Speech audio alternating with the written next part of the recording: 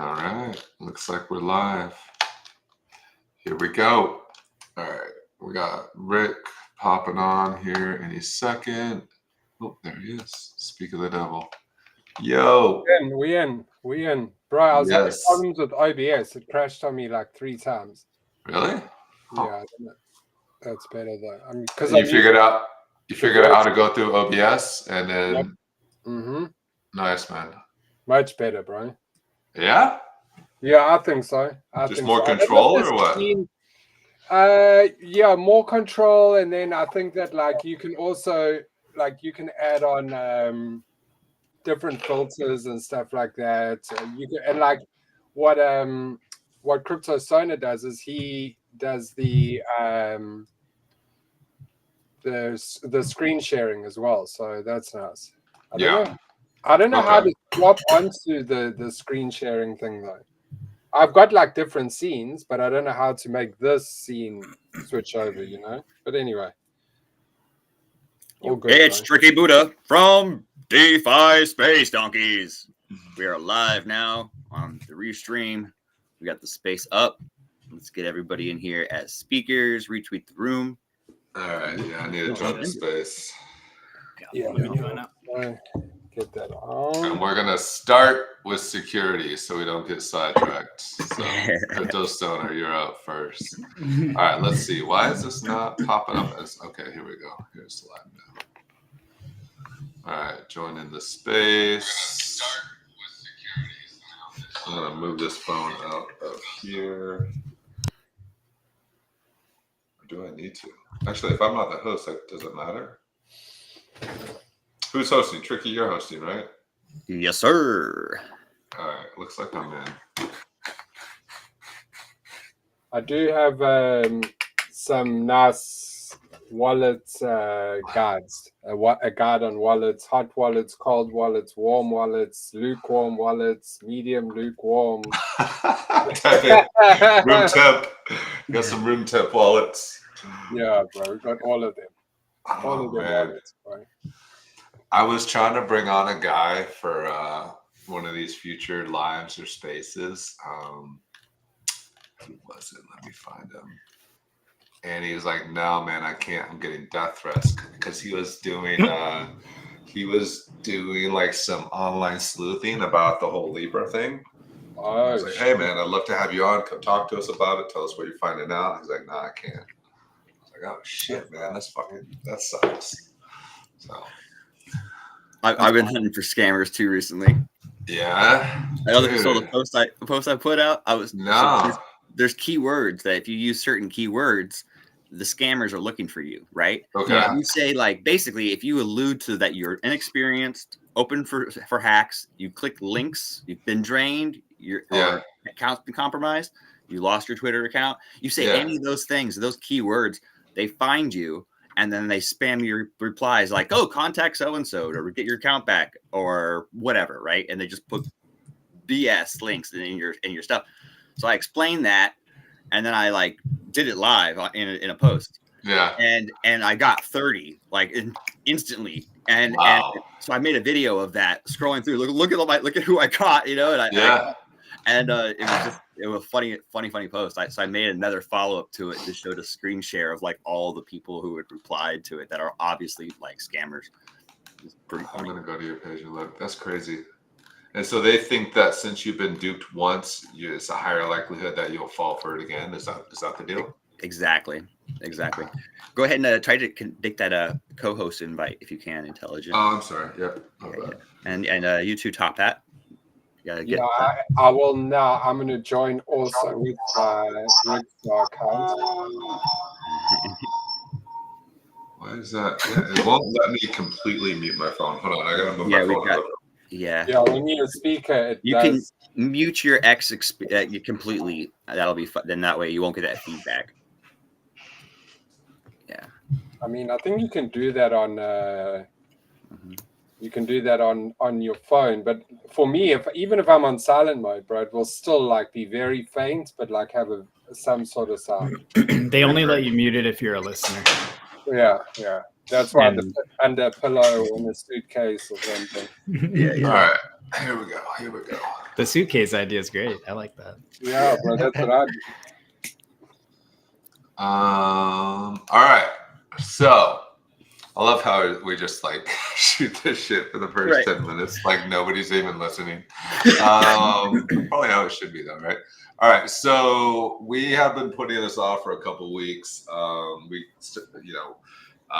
just start talking about like crypto and we just get excited. Charts and we get excited and then we lose our way and we go off the rails and then we remember at like the very end and then we're like, oh, let's do it next week. All right, so we're gonna start this week. We're gonna start talking about just like security 101, right? Some basic stuff to keep yourself safe, to keep your wallet safe, keep from getting drained. Oh, I just put my phone down. Can someone post the Restream up in the Twitter space? Yeah, I got you. Yeah. So I just got a text the other day. I mean, these scammers are getting good, man. They're getting so fucking good. So I got a text the other day, and it said, I don't have my phone on me. I just moved it to the room, but it is something to the effect of, hey, one of your something you just bought on Amazon, they got kicked off of Amazon for violating Amazon's privacy policy or terms and conditions or something. You don't have to return the item, but click here to get a full refund. And I was like, that's fucking good. Like I almost clicked on it. I was like, no, dude. But they are getting so good. Like they can figure out. I mean, obviously, a lot of people buy Amazon, so that's not that difficult. But they are getting more and more specific to the person that they're targeting based off, purchase history, based off where they live, based off, things that they're interested in. They're getting really fucking good. So bottom line, like 101, security 101, don't click on any links. Like don't ever click on any links. But let's get into it, Crypto Stoner. Let's talk about some basics. Just so people can protect themselves, protect their wallets. I mean, there's the obvious stuff, right? And maybe it's not so obvious, but don't ever give anyone your seed phrase. Don't ever give anyone your private keys. No one. And we're gonna, we'll go through that. And actually, I think what we should do is we'll talk about if someone was brand new, and wanted to get into crypto but didn't know even what wallets are. So I'm gonna kind of go based off that. And so for anyone that's listening, to my wife, like she doesn't know any of this shit. Like, well, the thing is I'm starting to have meetings weekly with people that have never been in crypto, have no idea what it is, and they're asking. Like people are texting, calling me. Can I take you to coffee? Can I take you to coffee? And people just keep.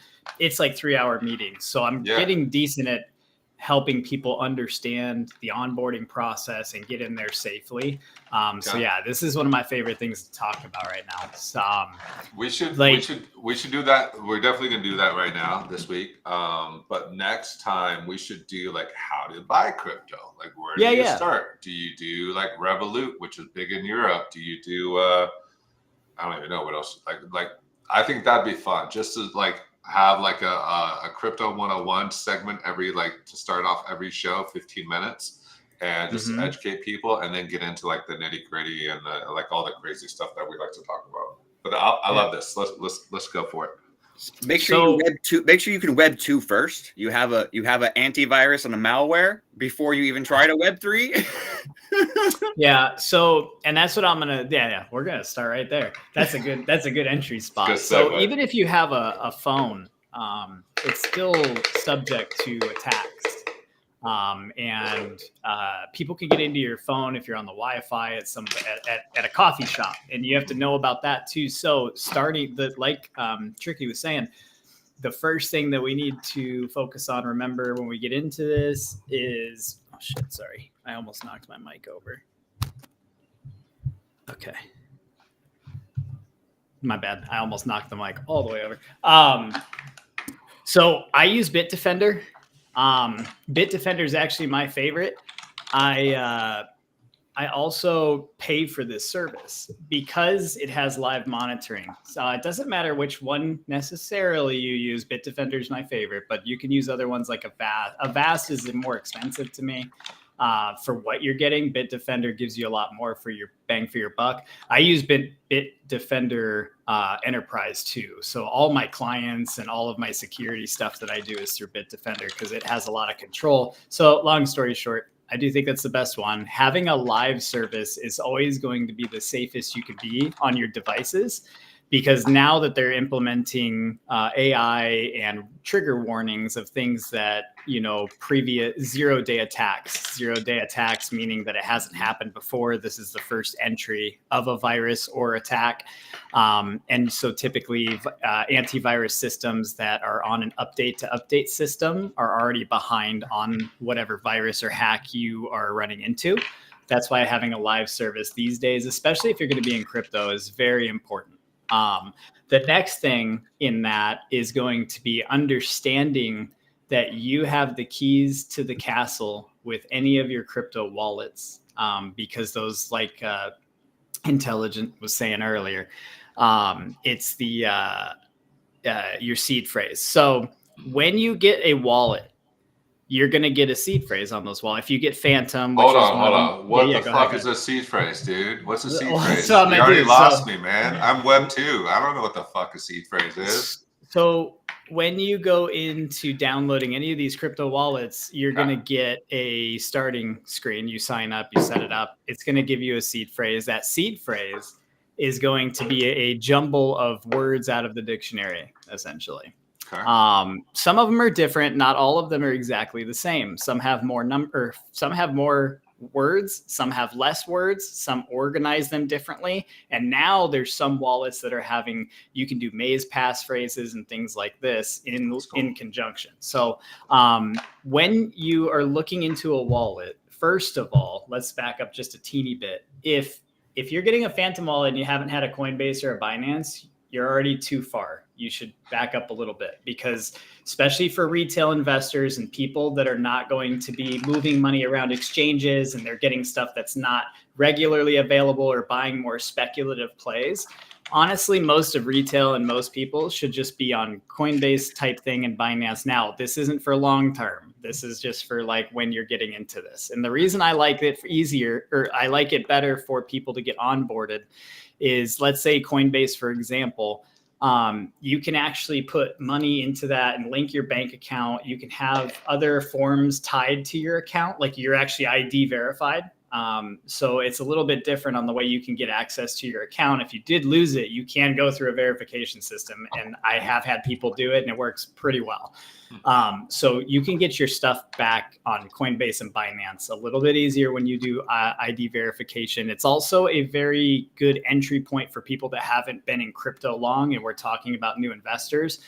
You're going to be safer investing on most of the coins and projects that Coinbase puts on. They have a little bit more of a rigorous testing system background. Now they've been a little bit looser this season cycle. We saw it, but they also backtracked really fast because they saw what was happening with all this pump fun and soul stuff. And so they are bringing stuff off now, like Memecoins. And I actually appreciate that they realized that was happening and took that step, because it does, again, prove kind of my point of why newer retail should hop into something like that, like Coinbase, because you're going to have, like I said, your safety is through your ID and some other, they're keeping most of your data safe on that sense. And most people don't understand a lot of this Bitdefender. They're not going to go install Bitdefender. So that's why I'm just like, I'd rather somebody at least know that there's Coinbase as an option. Most of the coins and projects on there have a larger market cap. They might have a lot of volatility and stuff, but it's not like when you're on the DEX screener looking up stuff and trying to pick something there. That's a way more of a gamble. So people have a little bit safer entry points. Also, and fake coins that look exactly like the thing you thought you were buying. Exactly. Yeah. And with Coinbase, go ahead. I was just saying, do we need to repeat that? I mean, or is that like the advanced session? Yeah, exchange. You need an exchange. You need an on and off ramp to begin with. And by KYCing into an exchange, you're going to get all the paperwork. If you do take profits and stuff like that, you get tax forms. There's lots of benefits to starting off like that. And I like Coinbase because it's got a learn and earn section too. A couple bucks in random cryptos for learning. So for beginners, I completely agree. And those go up too. Those coins, they go up. I've held all of my little earning things that I've done, and all of them over time. It's not a lot, but it's like it helps you, and it helps you understand. It gives you a lot of keywords. It gives you quizzes, stuff like that, and it helps. The other thing is with Coinbase is because you have your tax forms and things like that being tracked for you. You also, if you have enough money in there, and a lot of new retail investors are going to be people that might have 10 grand, 15 grand, whatever to start with, maybe even more depending on how old they are. One of my favorite things about Coinbase is once you accumulate a certain amount of money to justify this, for $300 a year, you can also have what's like a FDIC insured account, which basically means that up to $250,000 is insured if someone was to get into your Coinbase account. And for older people, older investors that don't know much about this, that are getting into this, that's probably your safest way to really dump money in, be off centralization and off not having to get ETFs from the stock market, but still be buying crypto directly and also protecting your assets. And that, I think, is probably safest for older investors. For newer investors, or younger investors, I should say, people that are wanting to go further, they would go beyond Coinbase Binance. So now we're going to move away from like that kind of centralized, decentralized area where it's like you're still kind of part of a bank. They have your bank account. They can go back and forth, all of that stuff. You also have some insurance. Now, a lot of people are also going to want to get into some of these speculative plays, right? They want to get into these. Let's pause for a minute. So they go to Coinbase. They sign up for an account on Coinbase. Like I'm on my computer, go to Coinbase, sign up. Do they also download the Coinbase wallet? Is that kind of where they start? Or no? I don't think you even need that to start. If someone's going to be trading and getting stuff that's off exchanges, then again, that'll lead into more you'd get a Coinbase wallet or a Phantom wallet at this point, in my opinion, or a MetaMask or something else. But Coinbase is just very centralized. The wallet almost takes you back to a little bit more decentralized. And so just for those older investors or people that might not want to do the other stuff, I was starting at Coinbase because that's kind of like that's base. That's like the starting point for people. But I'll go into those two. So the Coinbase wallet, your Phantom wallet, your MetaMask, these are all different. I'm just using a couple too. There's too many at this point to name them all. But just the popular ones, you've got your Uniswap, your MetaMask, your Soulflare, Phantom, Coinbase wallet. These are wallets that are not a part of any kind of exchange or centralized area. Trust wallet. I saw somebody just say Trust wallet in the chat. 100% agree on that. I have a Trust wallet as well. Good for multi-sigs and stuff too. But Coinbase and I think Trust Wallet is supposed to be good for multi-sigs, which are great because if you have a multi-sig set up, it's basically just having like 2 wallets or more, and you have to sign both in order to get the transaction to go through. Now, the benefit to that is that if you have a malicious link, you have to click it twice, right? Yeah, because you're gonna get dinged on that. And what were you saying, Rick, about a wallet? I was saying Rabbi wallet's another good one. I haven't looked into that one. What's that one spelled like? RABBI, I think Rabbi. Like Rabbi? No, BBI. I don't know. Oh, okay, I see it. All right, cool. I have that one up. I haven't heard of that one, so I'll look into this. Check it out, bro. It's pretty good. Okay. And shout out to the whole room on X. I got EAC up here on stage. I turned up the volume on the phone, so we will hear anyone from the X side if they want to speak up. Awesome. I'll look into that. Is there a feature or something in particular that's your favorite part about the Rabbi one? It's just I've always found it like a good alternate to MetaMask. Just like having they also have they have abstract, and they have like a few. They're a little bit faster. They have been a little bit faster than MetaMask in the past when it comes to like adding new L2s and that type of thing. So Yeah, I like Rabby, but I'm still on MetaMask. I must be honest. I've got a Rabby wallet, but my main wallet is MetaMask. It's just out of habit, I think. It's just one of those things. Like, well, it's habit, and if you've already had stuff on the wallet, it's like I don't want to pay to move it right now. Like I've got the Phantom one. The thing I love the most at the moment is that how you can move money around without having to go through an exchange, because you can kind of now, especially with the MetaMask card that's coming out, you're going to be able to load up that MetaMask card, which I think is cool. But I think that even better than that is at the moment that relay.link, where you can take your Ethereum and bridge it straight over into Solana onto your Phantom wallet. Just direct bridge from MetaMask to Phantom Solana. It's just so, wow. Yeah, bro. That's cool. Because I always used to have to do MetaMask, send my ETH to Coinbase or Kraken, exchange it, and then send it to my Sol wallet, which because MetaMask never supported Sol. So that's always the way around that I've done it. And it's just now, it's so easy having these two. And to load up money on the Phantom wallet is fun. And then you can just send from the Sol wallet, boom, onto your MetaMask. You can do it the other way around as well. So at the moment, it's kind of like you don't really need to use an exchange if you don't want to.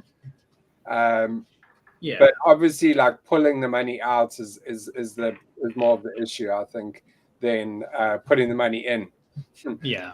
It's easy to get the money in, but to pull it out is always a little bit more difficult. But yeah, I think with these bridges and stuff like that, it's going to get better and better. And I think with the card specifically, if you're able to load that card somehow, and withdraw, go put it into an ATM and withdraw cash, that's going to be a game changer with MetaMask. So I think that we're going to be seeing some crazy stuff with wallets over the coming months. I do agree with that. We're going to see, and then we're going to see a lot of technology booms. As the market rebounds, all of a sudden you're going to see billions of dollars from all these companies and exchanges starting to up tech as fast as they can. Because that's how it kind of goes. If you've noticed like previous cycles, it's like, all of a sudden there's layoffs and quiet around what's being done like in the back end. And then the markets are down. And as soon as the markets are up, it's Coinbase just hired 5,000 new employees. This company's doing this. And it's like, oh my God, we're going to see so much growth soon. And back on, or just to stay on the security stuff with the wallets. So we're talking about a lot of different wallets to everyone right now. And those are just, a lot of it comes down to preference and what you're buying. Each wallet has different blockchains that it can interact with. So you need to make sure that, if you're buying an Ethereum project, that if you have an Ethereum based wallet that has an Ethereum address to buy and receive. And we'll go into that when on days like when we were talking about doing buying crypto, like physically buying, when we do tutorials or 101 days on that, we can go more in depth of what wallets to use for what. But for today, for security stuff, we'll stay on just that you need to know what wallets you need. And then when you get that wallet, all of those wallets have what we were talking about earlier up here was the seed phrases. And basically what that means is when you set up an account, most wallets are all going to have a seed phrase section. You're going to see it pop up. Let's say it's 12 words. Those 12 words are going to be written on the screen. If you screenshot this, you're going to get a notification in most of those apps. And it's going to tell you, we do not recommend you putting this on your phone. And I'm going to tell you why they don't want you putting it on your phone. It's not just because somebody could get access to your phone. It's actually less likely that someone's going to just get access directly to your phone. But because of the malicious links and how hacks work, and if you're not secured on a Wi-Fi connection in public, something can happen where somebody can actually get into your phone and it will run a scan, like a tool that runs a scan, and it'll find any seed phrase screenshot that's been in that phone. Damn.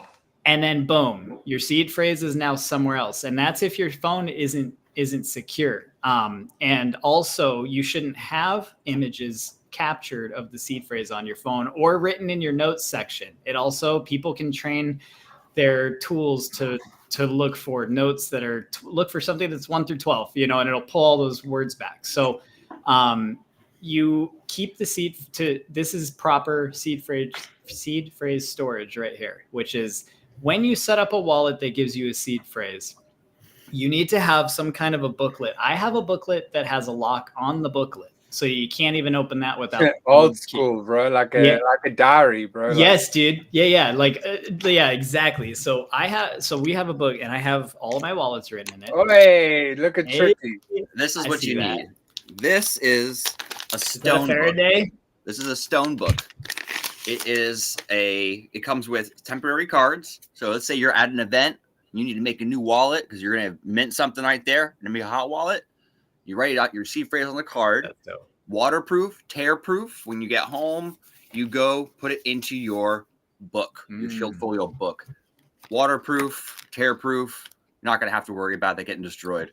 I like that. Yo, I want one of those. Where'd you get that? Is that an Amazon thing or what? Shield Folio. I'll get a discount code special for our crew. Yeah, dude. I'll talk to them on the back end. I would get one. The other thing is with that, having a paper like that that's safe, like he's saying, that's very important to also know that paper is going to be okay. So the next step in my process with that, which I'm going to do these now because I like that better, and I'll transfer my wallet's seed phrases. But in the book that's locked, we also have a safe. The safe also gets locked, and that is fire and flood proof. The reason that this is so important for everyone to know that your seed phrase needs to be locked up that tight is because if your phone, I thought about this recently too. I was actually really bad about having my seed phrases until about a year ago because I had them places, but I hadn't updated wallets in a while and stuff like that with new wallets and small amounts. But if I was to drop my phone on the mountain snowboarding, or my phone was to brick and just close out, and we can't get that phone back on. If you don't have those seed phrases somewhere else that was not on that device, all your money and any wallet you have, and I have 15 wallets right now, would all be gone. So that is why it is so important, and I will continue to say it, like anytime we talk about security, write your seed phrases on something safe and have it in little safes are pretty safe or pretty cheap nowadays. You can get a small little safe for a notebook with a lock, or you don't even have to get a tumbler. You could do a digital or a tumbler one, whatever. But it is so important to keep those safe, because if your phone was to just turn off, or you walked into something that fried the phone, your wallets are gone if you don't have that. Now, if you have those seed phrases, oh baby, are you going to be excited when you get your new phone, open all those wallets, and then you have all those little phrases, and you can you go into each app. When you open your app on a new device or a computer, you would be able to go on that, pull up that list, put all that in, and let's say you have $100,000 in there. That $100,000 is still safe and sitting there, even though your phone got destroyed. So that's why seed phrase protection is so important. And also remember, nobody in this entire world needs your seed phrase to do anything on the blockchain, to have any interaction with anything. There is no one in this entire world besides you, or maybe a spouse or loved one that you're entrusting with it, that would ever need that seed phrase. No tech support, no helpline, nothing. I've never asked for anyone for a seed phrase. Anyone who asks for your seed phrase, you block them immediately. 100%. Private keys, they're kind of synonymous. Yeah. What do you guys think of this? So this is like an added layer of security. I have 50 wallets, by the way. God damn, I thought I had a lot. I counted the other day. I'm actually like at 51, I think. But anyway, so this is an added layer of security. It's something I call a cipher. Now, basically, it's just a key to kind of encrypt your information one next level, right? Like, let's say you have a cheap safe, or you want to store your seed phrases, your words digitally. If someone were to find your safe, crack open your safe and look at the card, are they going to see all the words, or have you encrypted it somehow? Maybe switching words around. As long as you remember the key, the metric that you use to encrypt it, then you can basically have a minor encryption on your seed phrase. You can either mix the words up, or you can add additional words. I like to let's say you ask AI for 2 random numbers. First number is how many words you count over. So it'd be like 1 through 12. Second number could be any number. the bigger it is, the more complicated it is. But you could ask AI for just 2 random numbers. Let's say that gives you 2 and 2. You write down your 12-word seed phrase. You go 2 words over, say, add 2 random words. Now you're looking at a 14-word seed phrase, right? You could add 12 words. Now you're looking at a 24-word seed phrase. Only 12 of the words are the right words, and only you know which 12 words are the right 12 words. All right, that's like a master's class. Let's stick to let's stick to security 101. It's like next level of security, but now I can actually store that digitally, right? Because my phone could be uploaded to the cloud, technically get restored if it were bricked or damaged, and I would see that in my notes or whatever I've got a 24-word seed phrase, and I remember which ones are real, which ones are fake, or whatnot. If there's a way I have to twist it in order to make those work. So the cipher is the key to make it work. As long as you don't tell anybody that part, you can actually keep your seed phrases listed in a digital place or in a safe. And even if the safe is compromised, your seed phrases are safe. What about this one, bro? I've got a good one. What if you went into the library and you got your 12 favorite books, and at the back of each book in your library, you wrote one of the words, bro? As long as someone doesn't check that book out. We're pulling some national treasure shit out here right now, bro. Honestly, they're going to have to go look at the Declaration of Independence to try and find. I'm kidding, bro. That's some James Bond level shit right there. Have you heard of people like geocaching their seed phrases? Have you guys heard about? I have heard about people doing that. I have not. No. I haven't heard of that. So you go out into you get the coordinates of a certain place, and you will go and bury it in that specific place that only you'll hide it in something. People do that, bro. No, I believe it. That's like, dude. That's look up geocaching with your seed phrase, bro, and you'll see that there's Reddit forums on people that do this shit, bro. They put it in one of those things that Tricky has, bury it in the ground inside a box. I mean, it's smart, right? Especially if you live somewhere that's not very high density city and it's wilderness, you could definitely do something like that. It's like when people do the I think I'm gonna butcher this word, steganography. Have you guys seen that? Yeah. So it's basically when you put your you could put your passwords, but they're hidden in pixels inside of an image, and those pixels are actually a code to the actual letters. So it's breaking letter code, but it's an image, and you have to actually know what pixel colors are what. And then you upload, and then you make that into a Bitcoin ordinal. Yeah. Oh my god! All right, let's get back on track here. All right, so before we move on, I pulled up an article. It's quite recent. It's only a month old, but this guy. I'm sure most people have heard about it. Oh, yeah, bro. Have you heard about it? I heard that he found it, and it wasn't, and the coins weren't actually Bitcoin. They were a different fork, and that wasn't even worth close to what he paid to get it or find it. Are you serious? I thought I saw an article the other day where he's still trying to sue to get access. There might be a different guy too. It might have happened twice or two. It could have happened a couple times at this point, right? It wouldn't surprise me, but just goes to show how important it is to store your stuff properly. Because look at that dude. He's lost 800 million, right? What? Yeah. You can't. He obviously bought it when it was very cheap, but still, man, it's still. You need to look after. You need to look after that seed phrase. All right, so we got our seed phrase now. To throw one step at a time. Wow. All right, so now you have your seed phrase. Now your next step would be buying something, and since we're off of Coinbase and Binance at this point, the next part of security would be understanding what to look for in projects you are buying.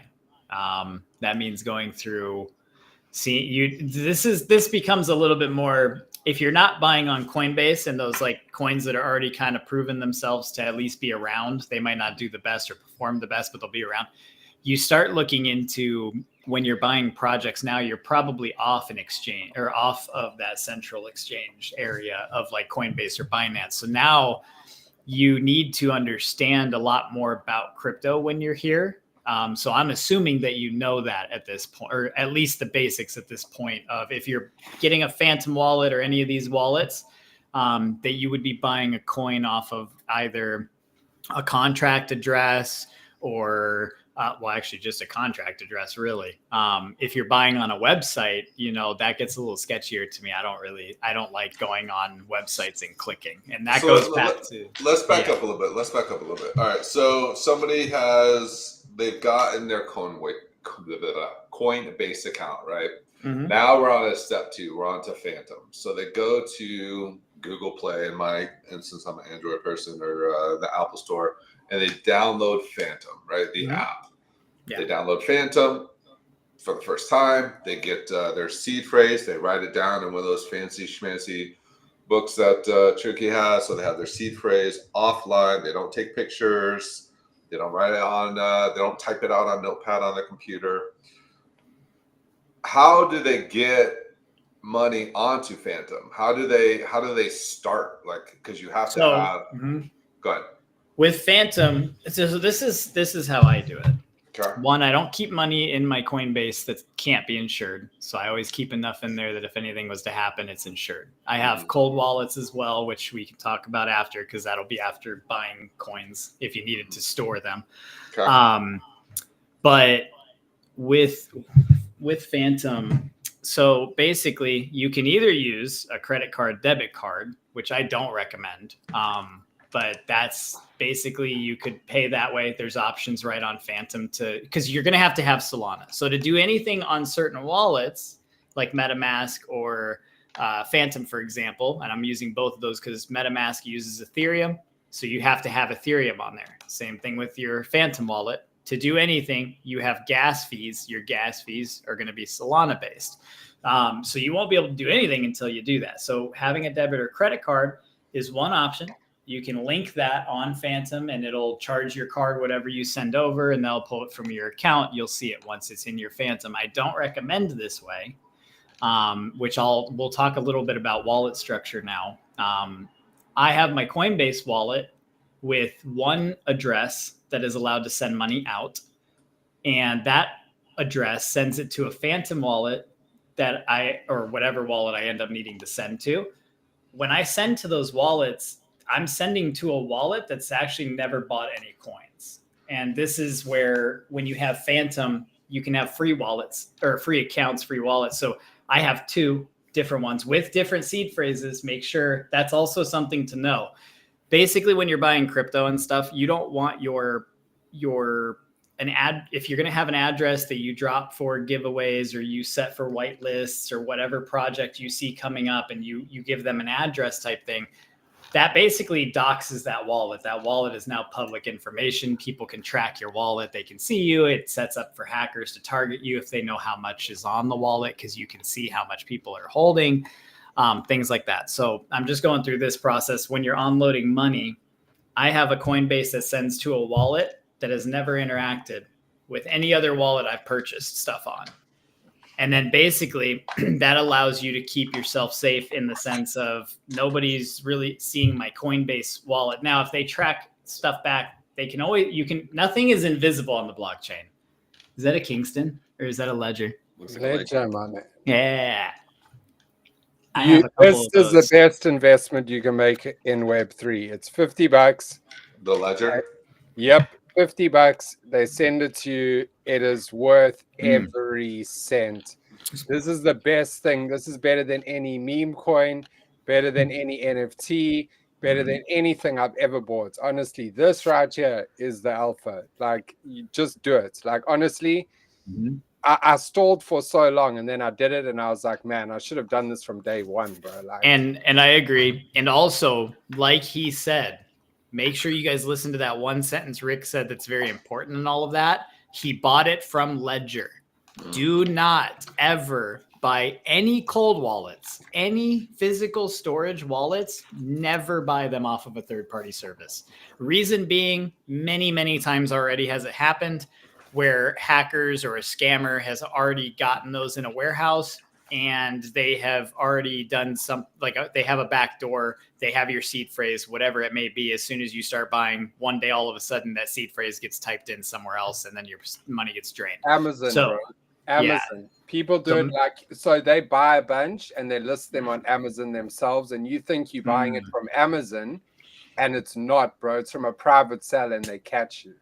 I didn't realize that's what happens, but that's the other thing is too, there's other wallets, and we'll talk more in depth about those later. Cold wallets, like he's talking about. My personal favorite, I have a Ledger and I love my Ledger. I still use it, but I also use Trezor now. Trezor is another cold wallet that has a actual digital face on the screen, and you can link that. It does facial recognition. It can hold pretty much everything. I've never had it. There are some times in cold wallets where it won't hold a certain token, so that's something you got to know too, especially on older ledgers. I bought a Ledger. The first time I ever bought a Ledger, I couldn't put my SHIB on it, and I was like, oh, shit.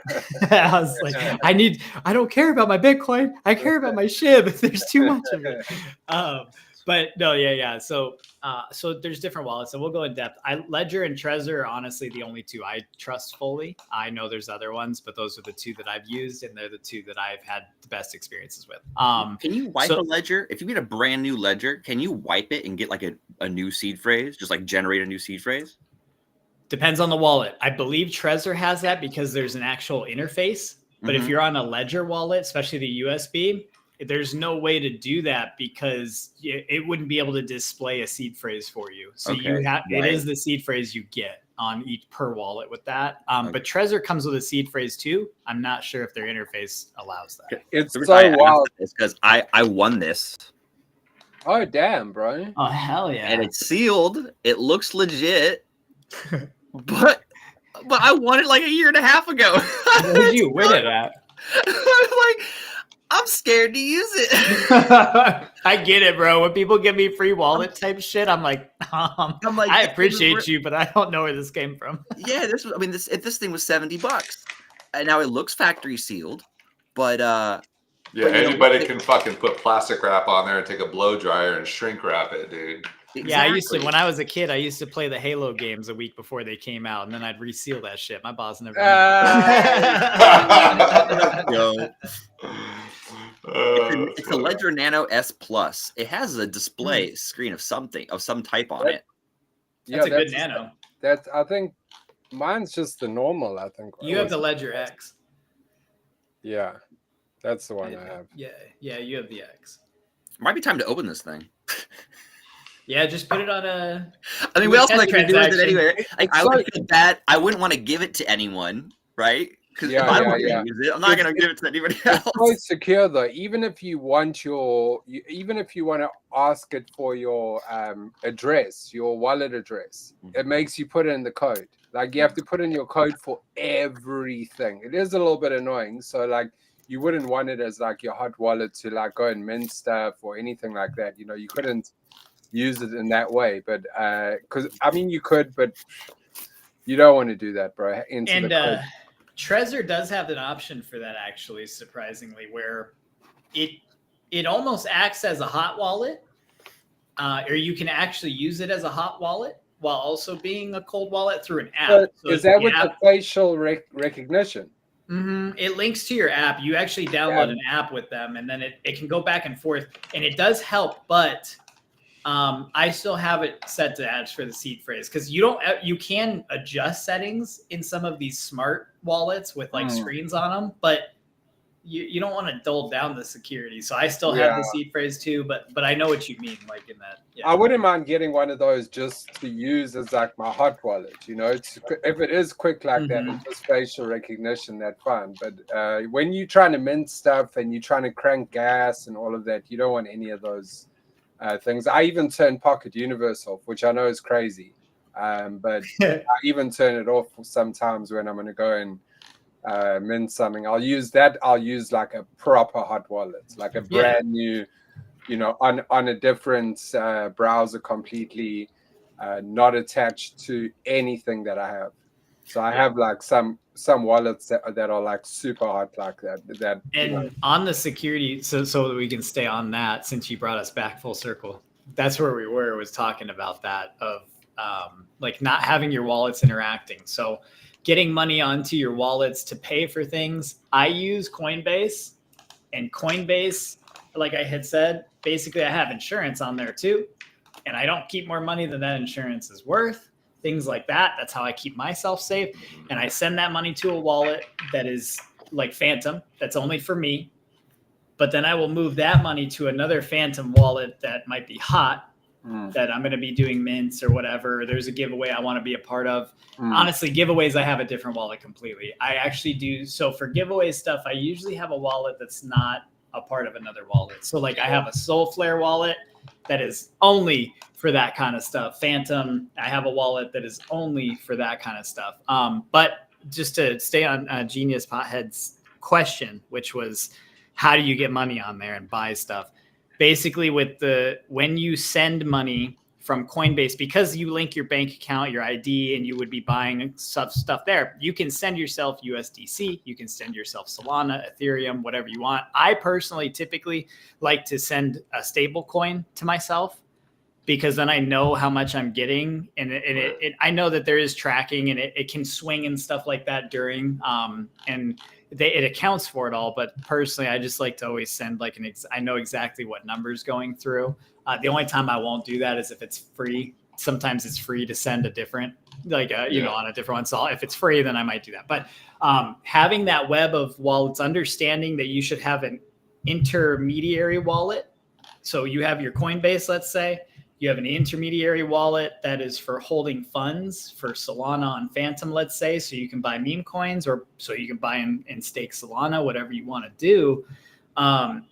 Having that mediary wallet, and then whatever you're going to buy or mint or you want to get into, you would then move that Solana, and obviously keep enough for your gas fees. That's something you always have to remember. You don't want to get stuck. I've been stuck before where I went to go buy something with something else, and I'm like, what do you mean I don't have gas? And I'm like, oh my God, I don't have any Solana in my wallet. Shit. And then something mints out. Bro, that used to be a killer back in the day with NFTs on OpenSea, because every wallet that you had to approve the wallet with OpenSea. And it doesn't sound like a lot now, but in those days when ETH was $4,000 and the NFTs were pumping, I think it was around about $100 to $150 just to approve a wallet on OpenSea. So that's wild. It's crazy. That is wild, bro.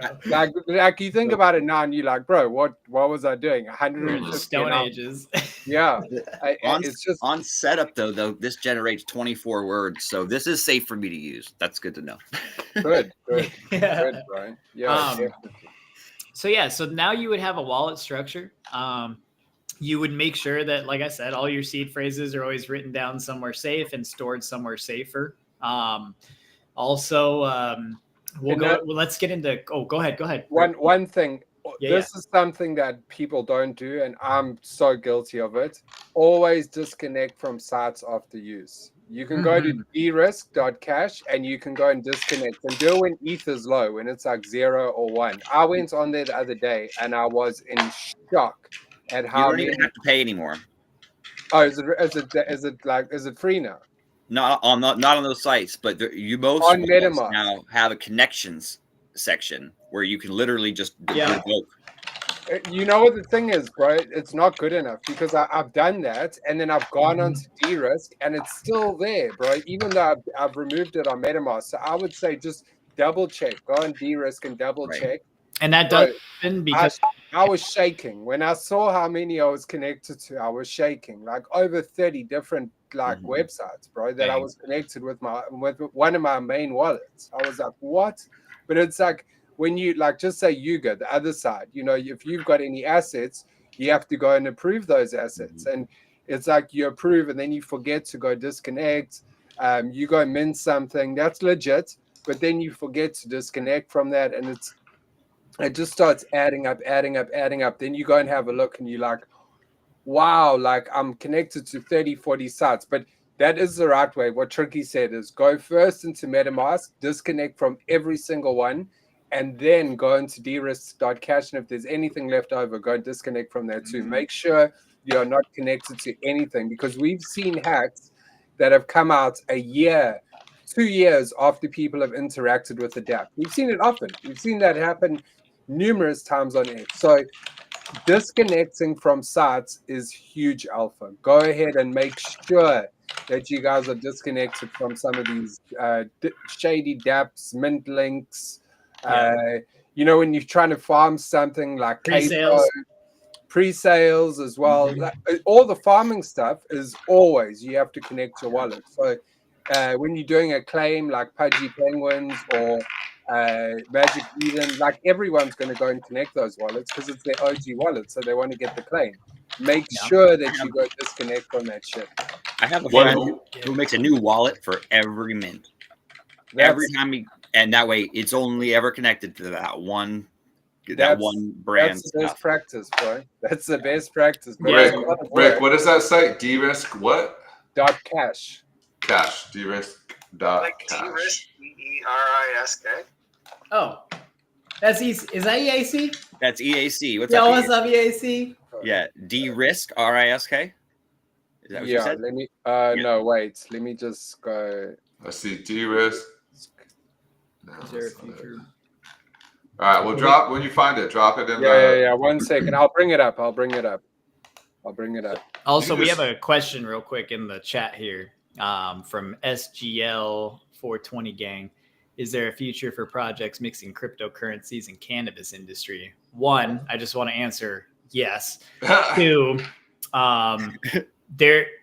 I honestly think that the cannabis industry, in my opinion, is going to thrive further by being able to make trade through cryptocurrency in the future. 100%. And stuff like that. So just wanted to, and I know we're not talking about that deep today, but we should definitely do a deep dive on that too. They're using way too much cash. They definitely need to do it. And yeah, I mean, obviously we got the weed coin, THC, Stonies, right? Homegrown creations.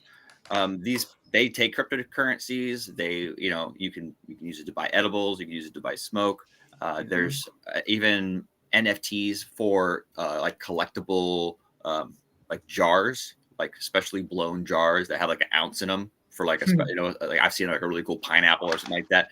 You can get like an NFT that's a collectible for those. That's starting to become like a little bit more popular. There's definitely room for that. NFT's a receipt. It can be a receipt for anything. Yep. Yeah, receipt, certificate of authenticity, certificate of origin.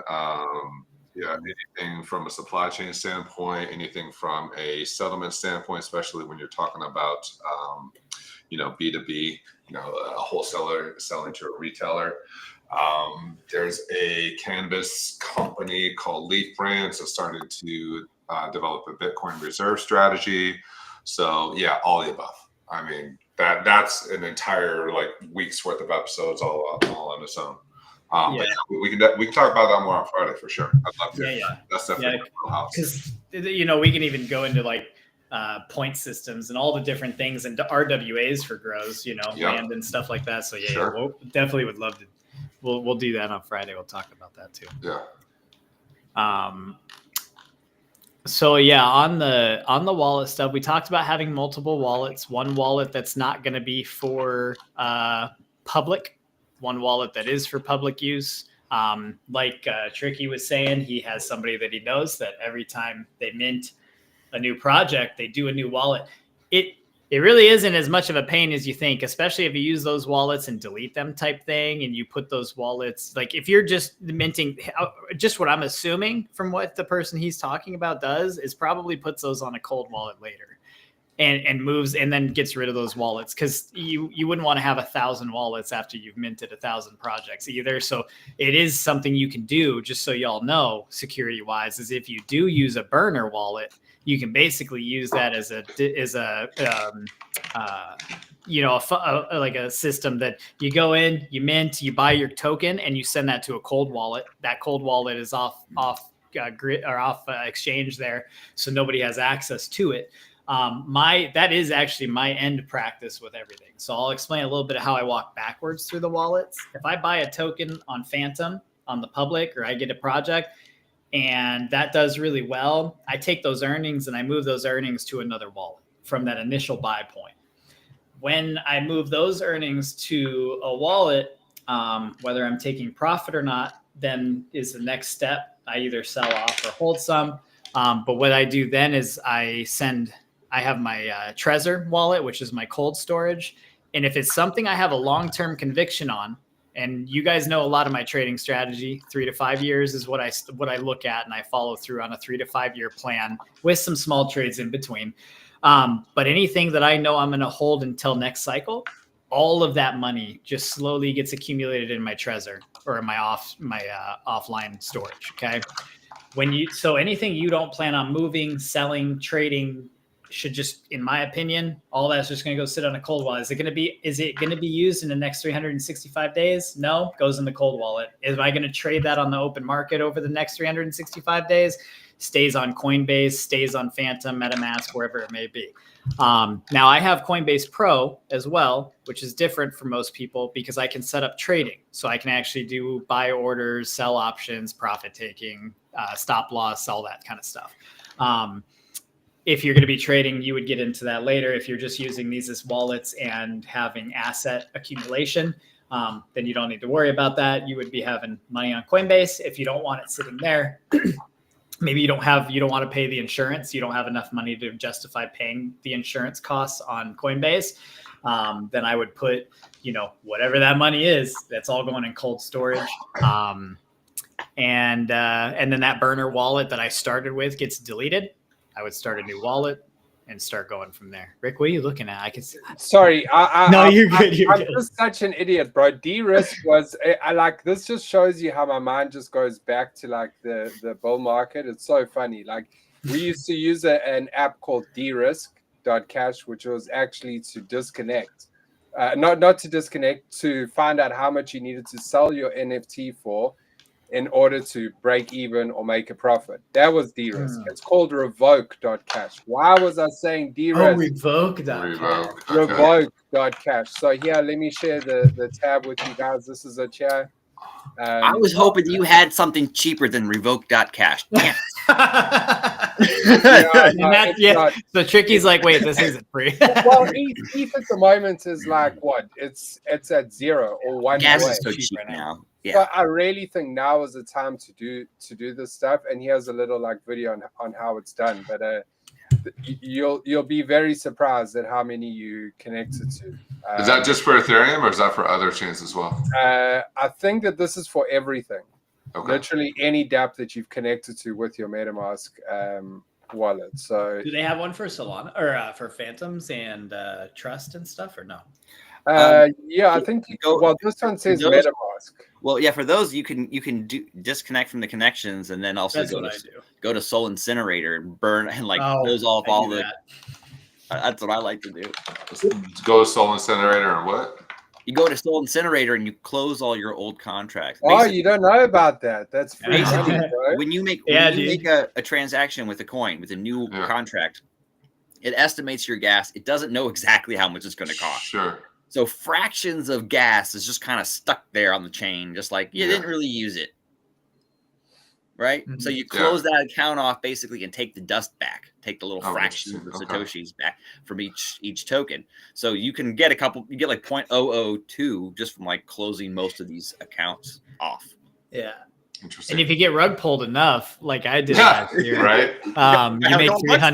You make $300, and I had 2 sold. Wow. And I was like, yo, is this what happens when you get rugged a bunch? You get some money back. All right, so I have a question.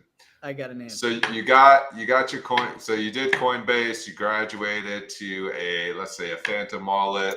Yeah. You're going to buy a coin. You're using a contract address, so you're going to, let's say, Jupiter. Maybe that's the wrong setup, but I guess what I'm trying to get to is I see you the signing part, the signature part, right? That scares the crap out of me every single time because I don't know what I'm signing. So what do you guys use? Are you guys using any software or anything to read the contract? I know MetaMask kind of has it built in, and some of the wallets do now. But are you guys using anything to read the contract and make sure that what you're signing isn't malicious? Pocket Universe, Chrome Pocket extension. Universe. Okay. Yeah. It's there on screen, so you can see here what it does. It comes up with this. It's an extension that literally tells you what's going on, and if it sees anything that it thinks is bad, it gives you this huge red warning signal. So it's really hard to miss. But not only that, they actually insure you. So I like that. I love insurance, bro. Yeah, they give you I think it's 20K insurance, if I'm not mistaken, on all your transactions.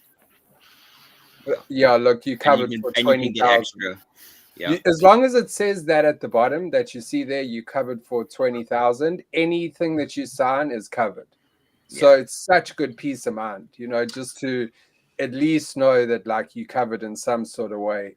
If you sign this and then you sign the MetaMask transaction, and if you get rugged on it, they will refund you. Anything that you lose. So this is like the ultimate, bro. This is what you want. This is like yeah. I mean, there's also Wallet Guard, who are also very good.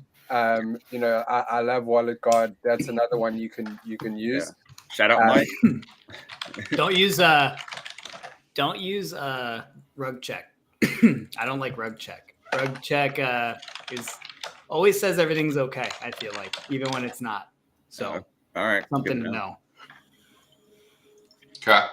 There's also something we didn't mention is if you guys ever get in your wallet, and this is for new people, they always catch people out like this. They will send you an NFT that is actually that ETH stealing contract.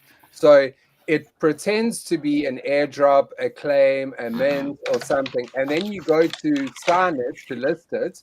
And when you sign it to list it, you're basically giving them everything in your wallet, and you'll get super drained. So if some NFT shows up in your wallet, do not interact with it. That's a huge piece of advice I can give to people, because I've seen too many people get rugged that way. They get some NFT, they go see, oh, it's got a 0.03 floor. Let me go and list it. As soon as they go try list it, boom, you're gone. So what do you do with that? Can you do a soul incinerator type thing and burn it? Yeah. I don't even want to touch that shit, bro. I'll just leave it there. I don't even. You don't want to interact with that contract in any way for a lot of them. But there is a couple ways you can burn things through Soul Incinerator. You have to. I don't touch most shit. You know what I mean? That's why that hidden folder just stays so full sometimes. Okay, so you can move it to a hidden folder. No. It'll be in the hidden folder to start being the hidden. Okay, got it. Yeah. So they actually put more. Just a note for people too on this. I know it makes it really hard for you. It just comes down to like knowing your projects, but knowing basically which ones are safe. You really have to like go and do that research on understanding if you're in NFTs, like what that contract means. But for the ones that are good, even solid projects will go into a hidden folder sometimes. So what makes it extra scary too is you have to actually say this is not suspicious. If you know it was like a project you're like, for me, projects that I work with, I know that sometimes they pop up when they first start. Now, that shouldn't happen all the time. And the ones that automatically, if you weren't expecting an NFT or a token, don't interact with it. Like, you should never be interacting. I get tokens randomly too. Like, and on I Phantom, random you can like just turn all them the time, bro. You can literally like toggle them off on Phantom, like to just not like turn the collection off and not see it. But it's not the same on the. And the systems are getting a lot better at basically you won't see a lot of these NFTs come through. A lot of them get auto flagged by Phantom, or they get auto flagged by MetaMask now. If they didn't pay to get extra verified. I got one today, bro. I got one today. Let me show you guys. Literally got one today. So you guys can see what this looks like. Was it another Trump coin or another Trump NFT? It's a Trump one, yeah. It's a Trump one. I love that those are still going. I don't love it, but those are still going around. That's so wild, bro. Yeah. But the thing is, how do they bypass the? And I'm going to flex the sock puppet here as well. Hold on, just 1 second. Yeah. So there you can see. Yeah. That's a scam. Like, and now people would probably go and list that, because if you go look at the floor, it's got like a little bit of a flaw. So people, they might get like excited and go and try and list that. But shout out to the sock puppets as well, bro. So real quick, let's stay on that for a sec. So just hover over it, hover over the 555. All right. So you're saying that somebody clicks list now, they go on a Magic Eden or OpenSea or whatever, they click list now, and then the contract comes up to list it on Magic Eden, and by signing that contract, it's basically a Trojan horse, and their entire wallet could get drained, right? Exactly. Yeah. Okay. Exactly, bro. Exactly. Like, it's gonna pull that NFT and everything else with it. Yeah. It's like a tunnel. It just creates a tunnel system. Yeah. When you go there, it's like it doesn't just give access to take the one NFT, but so Tricky. Some of it's like taking one NFT, some's like access to everything that's in that collection, and some it's just like the whole wallet. It's crazy. Yeah. And this brings us kind of back full circle back to having different wallets and having a cold storage, having a warm, having a hot wallet. So when you have a cold storage wallet, so let's say you're using a Trezor or a Ledger,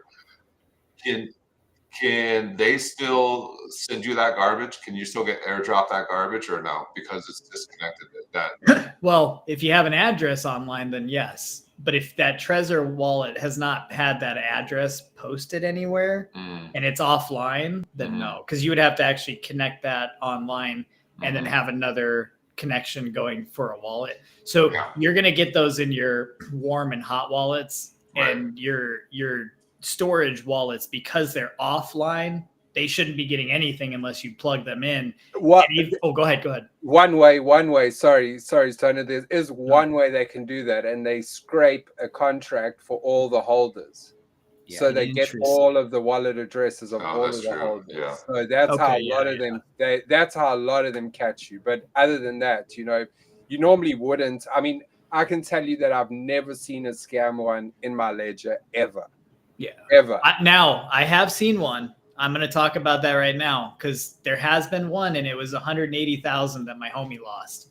So I will so we'll talk about that, because this is going to lead into, this actually will lead perfectly into what I would go into security wise with you guys. So what happened in this situation, even though all of us this guy also understood what we understand. He knew what we've been telling you guys today. His seed phrases are locked up. He had a ledger that was brand new from Ledger that he knew was not, hadn't left anyone else. He had the ledger in a box for a while. He ended up about 4 months ago. He had a big post about it, so his name is Jeffrey NFT. He's got like 24,000 followers. He's a pretty large account for reply guys and stuff. Now, him and I talked quite extensively, especially since the security thing had happened. Basically, what happened with him is he has a laptop that is only for crypto, which I also recommend. If you're ever going to be heavily into crypto like that, where you're going to be running more than 6 figures around and have that much money, you really should have a separate machine that doesn't interact with the network. And me personally, as a network engineer, I also have a completely separate VLAN for my crypto, so that even if I'm smart, I'm not going to get messed up on my main rig usually. But even if I do, my crypto stuff is still on a subnet somewhere else. So that's just me. But in this situation, what happened with him, he had a laptop, long story short. When he went to go move a bunch of funds, all of his NFT collections from different wallets, he had actually loaded this all onto his ledger so that he could put everything in cold storage. But he did not have live monitoring on his laptop, and he did not have active antivirus. He would run scans periodically. And so what ended up happening was he had a hacker or a program that was on his computer from a link he had clicked on like a year and a half, 2 years ago. He found out because he took this to a forensics person. Yeah. The forensics IT person basically found that this had been installed over a year prior and was just dormant. Mm-hmm. And the moment that it saw a ledger address on there, the hacker was able to see what was going into that, and he already had the seed phrase. Damn. Because the seed phrase was on the computer. Yeah. And so as soon as he had finished loading enough on there, he didn't even finish loading everything. He just saw everything start emptying off of it while it was connected. And long story short, 180 grand later, he lost most of his collection because there was actually, and so what I wanted to go into segue of with what we were talking about, having antivirus, having something like Bitdefender with live protection on your system. If you have a lot of money in crypto, or you're going to put a lot of money in crypto, you should be locking down a laptop like Fort Knox. Mm-hmm. You need to have facial recognition on there along with a password to get in, with also having live monitoring, because in this sense, he would have actually not had the drain. If he would have had live monitoring, it would have eventually found that file, especially over that long period of a time.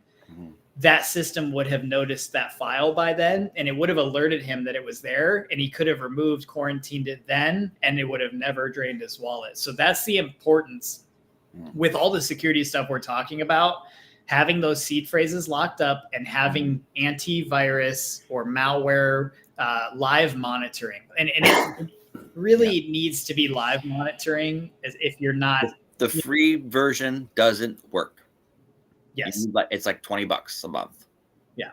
If you have money on there, it's worth it. And then this is something you need, and you should be having anyway.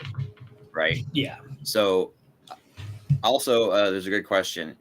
Basically, when you get a wallet, compromised, it's that anything with that combination number, the wallet, like that address, a sub account with the same seed phrase may or may not be compromised if you interact with a malicious file. Mm-hmm. Right? All right. So the question is in the chat: if you have several accounts on Phantom, you interact with the malicious NFT on one of the accounts within Phantom, will it affect all the accounts? So you're saying that there's a possibility that it could be protected. The other accounts could be protected because they. Yeah. So how does that work? So are there different seed phrases when you create new accounts? Not when you create. It depends. You can create a new account or a new seed phrase with a whole new either way, you'll get a new wallet address. Right. Yeah. But if you do give. If you're going to load into that wallet, that one seed phrase would give you access to both of those addresses. So if they have access to see that seed phrase. Right. Okay. All right. Okay, guys, I got 14 more minutes. You guys can keep going, but then I got to jump, but you can definitely keep going. So we got our seed phrases, we got our wallets, we got everything locked down. We know we're not clicking on malicious links or links, period. We know we're not trying to sell random NFTs on Magic Eden that we got airdropped, or interact with random coins that we got airdropped. So what's next? Like when we talk about social engineering and people getting hacked, like what are some other common ways that people get drained or people get hacked? I'd say the dormant, like I talked about with the example I used.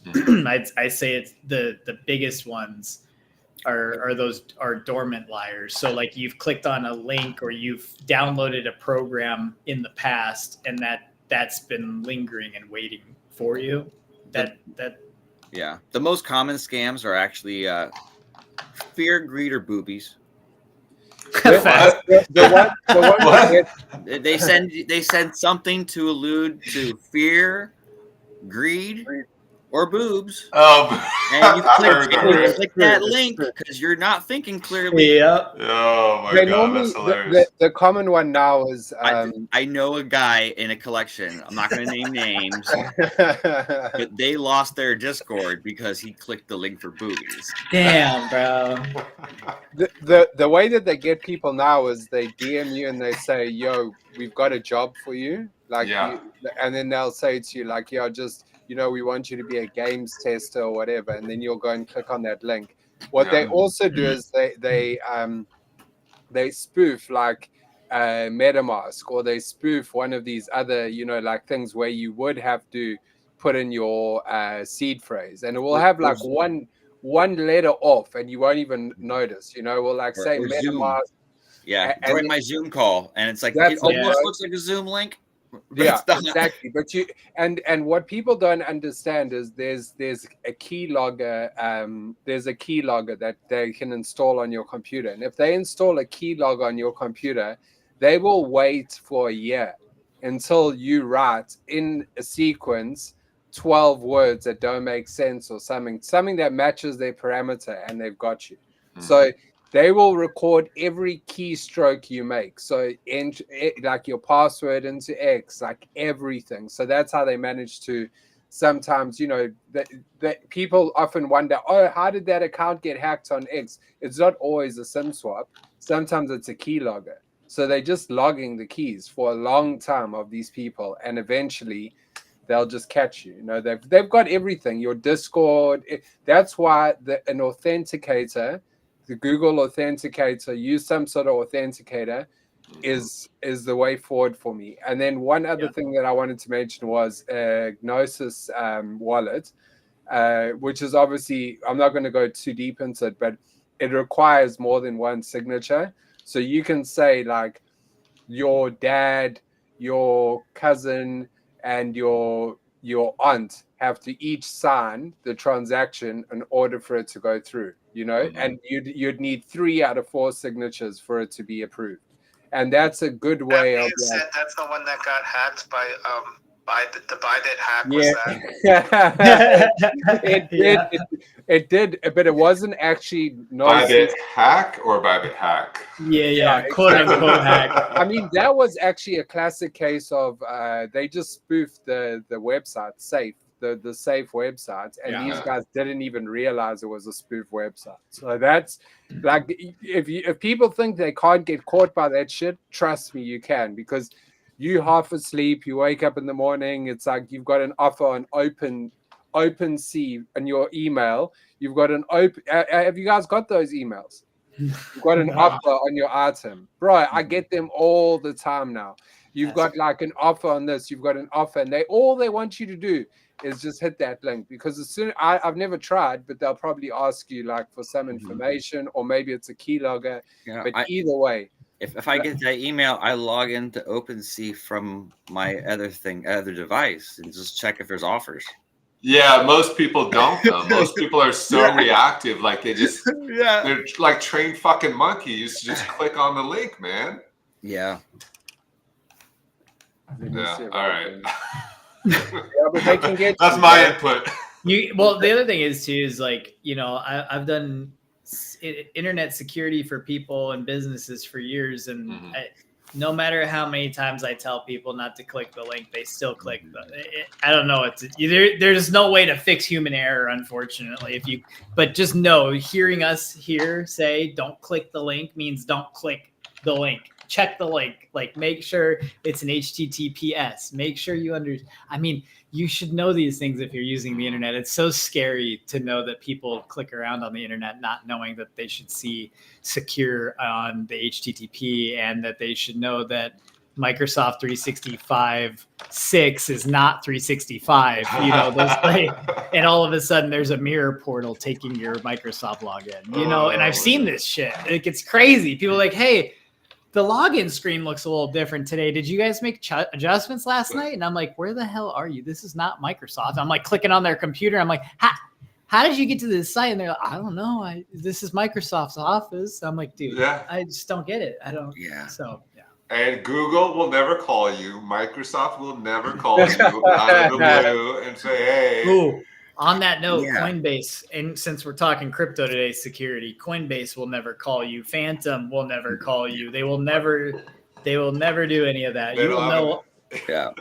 You'll know on your phone if someone's trying to get into your Coinbase. Big man wanted to ask if you could still follow all these practices and then be drained. And what about just like hiding in plain sight or a mixture of both? So I personally, I kind of like to have multiple baskets. Yes. Don't put all your eggs in one basket. Ever. You know, that's why I have over 50 wallets, because I don't want, you know what I mean? If one gets compromised, I'm not like, there goes everything. Be diversified, you guys. We don't have money in one bank, right? And if you do, it's not a good idea.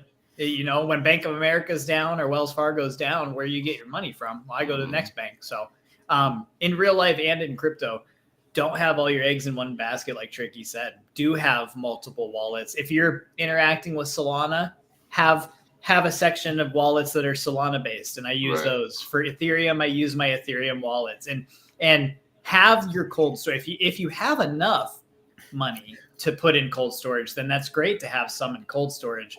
But still, even if you had $1 million, spread that through multiple wallets. Use the tools that are at your advantage too. Binance, Coinbase, crypto, or CoinMarketCap, the places where you can buy and hold crypto, they have insurance on most of those platforms. If you have enough money, you should be insuring as much of it as you can. And if Coinbase only does 250,000, well, then you need to start insuring other places. So utilize the utilities around you too. So do you guys use separate wallets for coins and separate wallets for NFTs? Yeah, I mix those. Okay. If it's on, it depends on the blockchain. If it's Ethereum, then I have a couple Ethereum wallets that I use, and I have them mixed in between both. Again, that goes with the diversity or diversifying, right? Like in my Solana, I have multiple. I have Soulflare, I have Magic Eden wallet. You know, I have these wallets, and I just send stuff to different ones, or I mint or buy on different ones, so that if one was to ever get compromised, I do have all the other wallets still sitting with. You know, I only lost 10% of my portfolio instead of losing 80%. Right. Yeah. Okay. And often I have a lot of accounts that haven't interacted with anything. I've just, I've dropped them, stuff to like, here's 10% of my bag. Right. This is something I should hold long term. And if it goes where I think it's gonna go, I don't want to have that much money in one spot. For sure. So I put it someplace, and then I'm like, all right, I'll just leave that over there until it, that's my moon bag. Yeah. And then the rest of it might be in a trading wallet or, depends. Yeah, some of it's in bots. I put some of it in bots now, where they're doing like microtransaction trades and stuff like that. But it's long term. Like it's not a sniping bot type thing. It's more just small microtransactions on large coins with large market caps, and I just watch those. That's our next space. Is you're going to talk about auto trading on with bots there. I'm gonna let Tricky take that. I'm not as good with that. I trust everyone else. Just a question: can we not pull the comments up on screen? I've seen people do that. I just don't know if there's yes, we can. Weed Memecoin fan has a good question. All right, let me. With setting up new wallets. That's nice. Okay, there we go. Let's set up new wallet. So, I mean, having it disconnected from Wi-Fi, actually Bluetooth is a really big problem. Make sure you turn your Bluetooth off, because they can get in through Bluetooth. They can get in through Wi-Fi. If you're on a public network that's not encrypted with the VPN, then they can get into your stuff. So, if you use an encrypted network and a VPN and all these security features and live active monitoring, malware and virus protection, or turning it off is a bad option. You're gonna walk through an airport, stuff like that. Our homies over at Decentral Bros, we've talked about them a couple times. They do like their security focus, their US based exchange. that has wrapping and staking earnings and all that stuff. So D-Bros, he actually like unplugs his computers. Like, you know, when he's done for the day, he's like, my work computers. He's like, I have very secure internet. He's like, but even the most secure internet in the world can still be breached. So he's like, I unplug that shit. He's like, because you can't get in if there's nothing plugged into it type thing. And I'm like, dude, I don't do that. But like, he's got me wanting to do that kind of shit. Because at this point in crypto, it is a very targeted community because it's digital based. And so it's all hacking and stuff like that. So yeah, before I go to bed every night, man, I turn off Wi-Fi and Bluetooth on devices as well. Because I'm just like, that's when, if someone knows my schedule, they're going to be doing it. You know, if you want to come do that shit, you're going to have to come inside. You cannot do it outside through my Wi-Fi. And you probably don't want to come inside. So, that's funny. Yeah. To turn off that Bluetooth and Wi-Fi. We got a hand up. Welcome up to the stage, man. Thank you. So my question came across something that was said a little earlier. One of the things I noticed in some of the line of works I did, like working at a bank, is that people do not like to read. Even in the road with traffic, when it comes to safety, they'll ignore like stop signs and yield signs. So when you're trying to teach somebody for security so they don't get robbed with their crypto wallets, what are some approaches you would take when you realize the person's behavior is that they're going to refuse to read exactly? That's something I haven't really learned necessarily how to fix with people that have that tendency.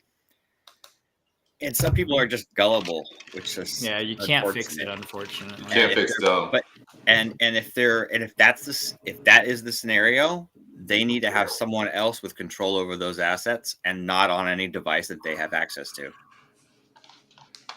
You got to know your limitations. This stuff is big. I'm just sharing this now. People have been getting kidnapped recently. I saw this. Yeah, it's not just there's so many of these incidents. Like if you go Google "man gets kidnapped for crypto," you'll find like 20 articles on this stuff. So it's deep, bro. Like we need to be extra vigilant, just like in the space, you know. But yeah, I just wanted to add that like sometimes you can do everything right, and it's still, you know, there's still risk involved. So we are in a risky environment. So just act that way. Act like you know everyone's out to kind of get your seat. No, everyone's out to get your bags for sure. Like you've got to play like everyone's out to get your bags, because if you don't, someone's gonna get the bag, and that's just how cricket is. Absolutely. Stay vigilant, but stay positive. You can do it. Like, the thing is it just takes work. Yeah, and the thing is though is people act like it's so scary that, oh my god, my crypto can get hacked or stolen.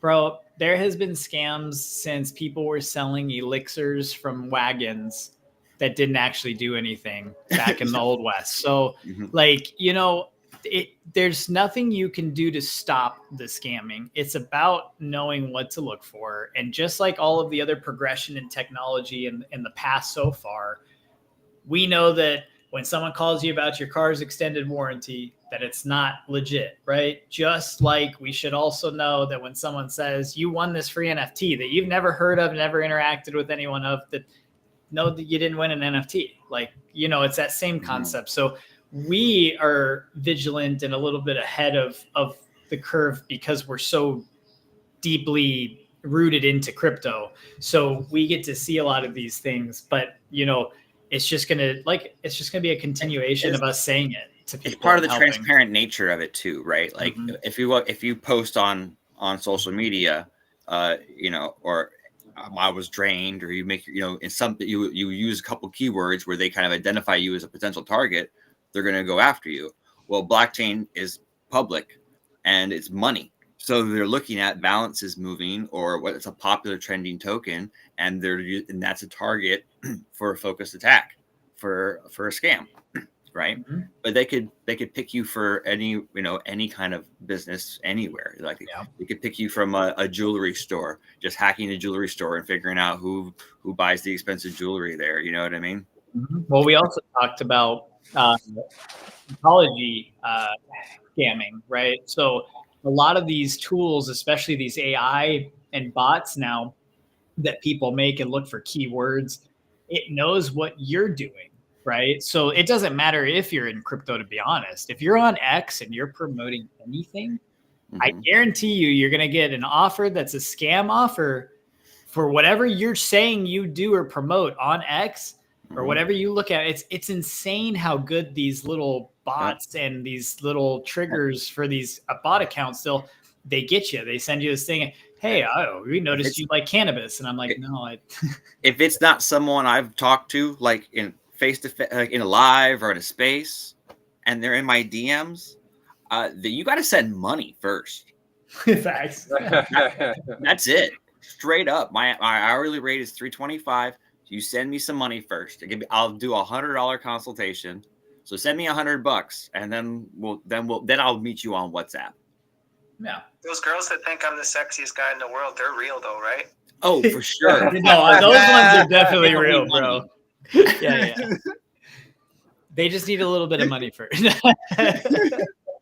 Oh, they get just send me $400 for a plane ticket. No, send them a plane ticket.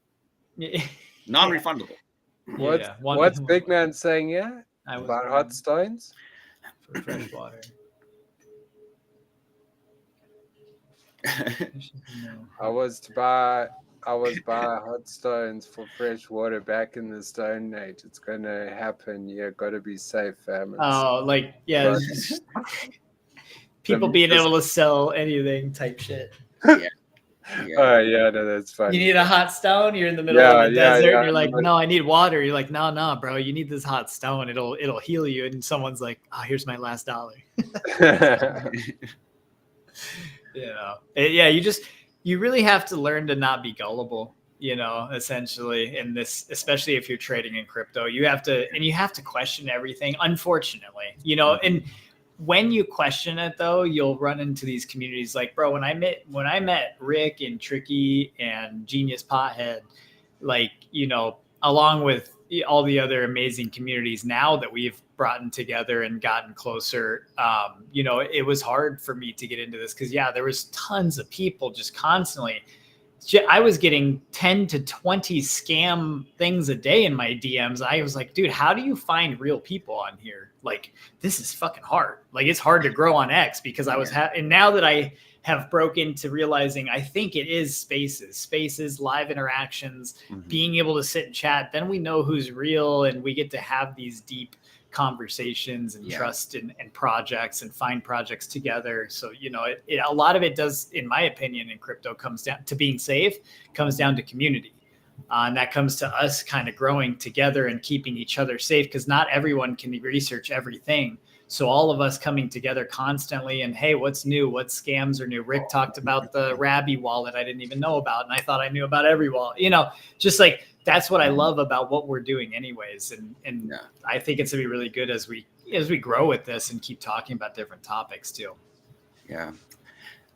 My method of safety is just add so much damn value to everyone around me that if I were in trouble, I got the whole mob.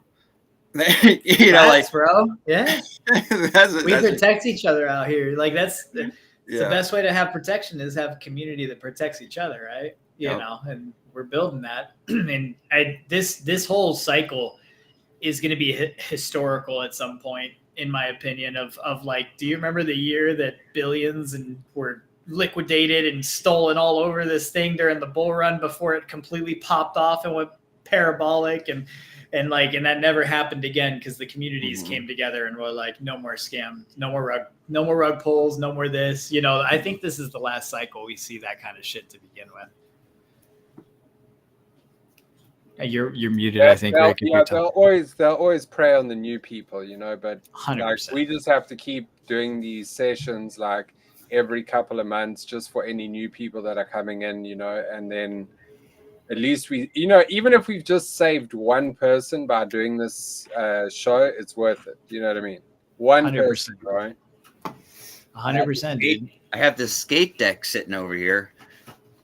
I know that thing's so sick, dude. The graphic on it's nasty. I got 3 left. They're 120 plus shipping. Shipping is like $15-20. What width are they? What width? Yeah, are they 825 or? I have no idea. 815, 830. Here's a box of Kleenex. I would have to, because even if I buy collectible boards, I still gotta skate them at least once. It's a little bit less than a large box of Kleenex. Okay, I like it, dude. That thing's so dope. Yeah, I mean, you could skate on it, but I would just I wouldn't. No, it's dude. There's only 6 of these that exist. And there's only one that looks like this. But if I had a video of me doing a one-time tail slide across a big ledge and then was like, yeah, this is the only one of these that ever got tail slid across the ledge. Right. That'd be pretty sick. There you go. But like, yeah, I agree with what Rick was saying too, just on like that. It's just about continually saying this so that each day somebody gets a little bit more knowledge or someone's like, shit, I didn't know that. Like, I didn't know I could get hacked this way, or, oh, I didn't know I should have a wallet this way. I think that's going to be the difference in this compared to previous, like, economic world scams, stuff like that. I do think the crypto community in general, because it's so tech based and research based, that over time, I think we are going to end up creating a safer all around world in the crypto world to live in than what we see now. Right now, there's always going to be scammers. There's always going to be people trying, but the stronger and more support you have, and the more that grows, that people don't want to get rugged and people are all helping each other grow, you will see that pocket shrink of how many scammers exist or how much projects are liquidating people. And like just repeating it too, because everyone thinks, oh, that's not going to happen to me, but it can happen to you, and when it's happening, it's too late. So like when Tricky said, like, make sure you delete your phone number off of your X account because you can get SIM swapped. I've heard of like people getting SIM swapped, so I've been like spreading that around to everyone that I can, making sure they don't get SIM swapped. It's good. Yeah. It's a good simple alpha like that people need to hear. Bro, facts. Say it again, Tricky, too, because we didn't say it today and it's been a while. Yeah, when you set up your X account, they ask you for your phone number. A lot of people just use that. And if you're using a phone number, so go into your account settings and see if you have your phone number connected to your account and Twitter, and go into your profile.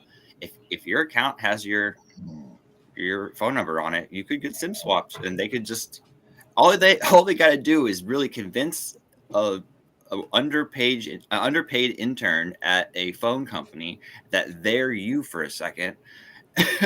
Or there's so many ways that they can get that number, and they can just become you with your phone number, and then now they can get into anything that you've verified through your phone number, where they just text you a code in order to log in to something like that, to reset your password or something like that. You're easy prey.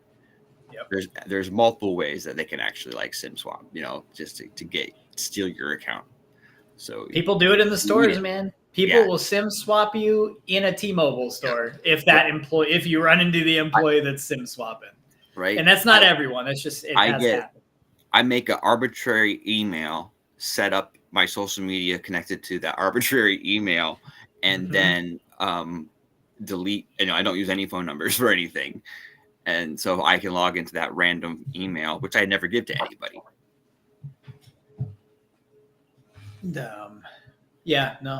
That's the smarter way to do it. I didn't know about that X had that, or like that was even a thing until you had said it. Because the day you had said it, I think it was the first space I had ever heard you in. I was like, oh shit. I was deleting it while you were talking. I was like, dude, he's totally right. I didn't even think about that. I'm like in there like, get this out of my X profile. And I and I just fucking went and checked, and I did have my phone number, so I'm deleting that shit right now. That's what I did. Yeah, because you're like, oh, that's good tip, and then you don't do it. Most of the people who are sitting here right now, they didn't even check. I'm not gonna lie, I didn't check, but I know that I don't have mine because every time I log in, it tells me it's like you don't have 2FA turned on. Yeah, it asks for every time you log in, and it's annoying. I rather that than. But I do have an Authy app. I use different. I have a 2FA so that I don't have to I have the I use the authenticator app too. Yeah, if it gives you a hard time, Rick, for not having a phone still. Yeah, because I've got something on my like an ad blocker on my bro. I've got so much. I've got a VPN. I've got an ad blocker. And I use different browsers. So if I'm using the wrong browser, it will tell me, bro, like, oh, you don't have 2FA turned on. Even though I do, bro, it will come up with like a big banner. Mm-hmm. I use that Google Authenticator for everything, bro, even for Discord, because Discord is one where people get caught so often. You get invited into a Discord, then it asks you to enter your username and your password, and they take it, bro. They take your Discord. Then the first thing they do is go into any Discord that you admin in and just go start pumping out, here's a free mint, whatever. That's why I always tell people, I'll never DM you. I'll never surprise mint anything in any of my projects or do anything like that, because I've seen it happen. There was rife during the build. Like now it's calmed down a bit, but Discords were getting hacked all the time that way. So that's why I had to get the 2FA, the Google Authenticator thing. Yeah. Just you got to be fast. That thing expires fast. Notification on Discord, like, because your admins can hack your Discord. Yeah.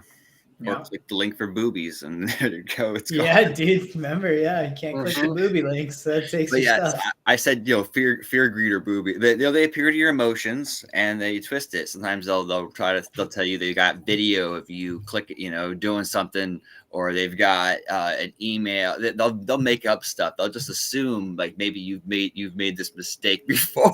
they'll try to get you for the fake IRS one, a fake like. It could be anything from the health department to the IRS to parkings and the police office. Police department. It could be anything that they might think is a possible weakness for you based off of a purchase or a location or any kind of random metric that they've decided to target. Sounds like a great NFT collection, though. Fear, greed, and boobies. It's got a fear. Everyone here gets wild, right?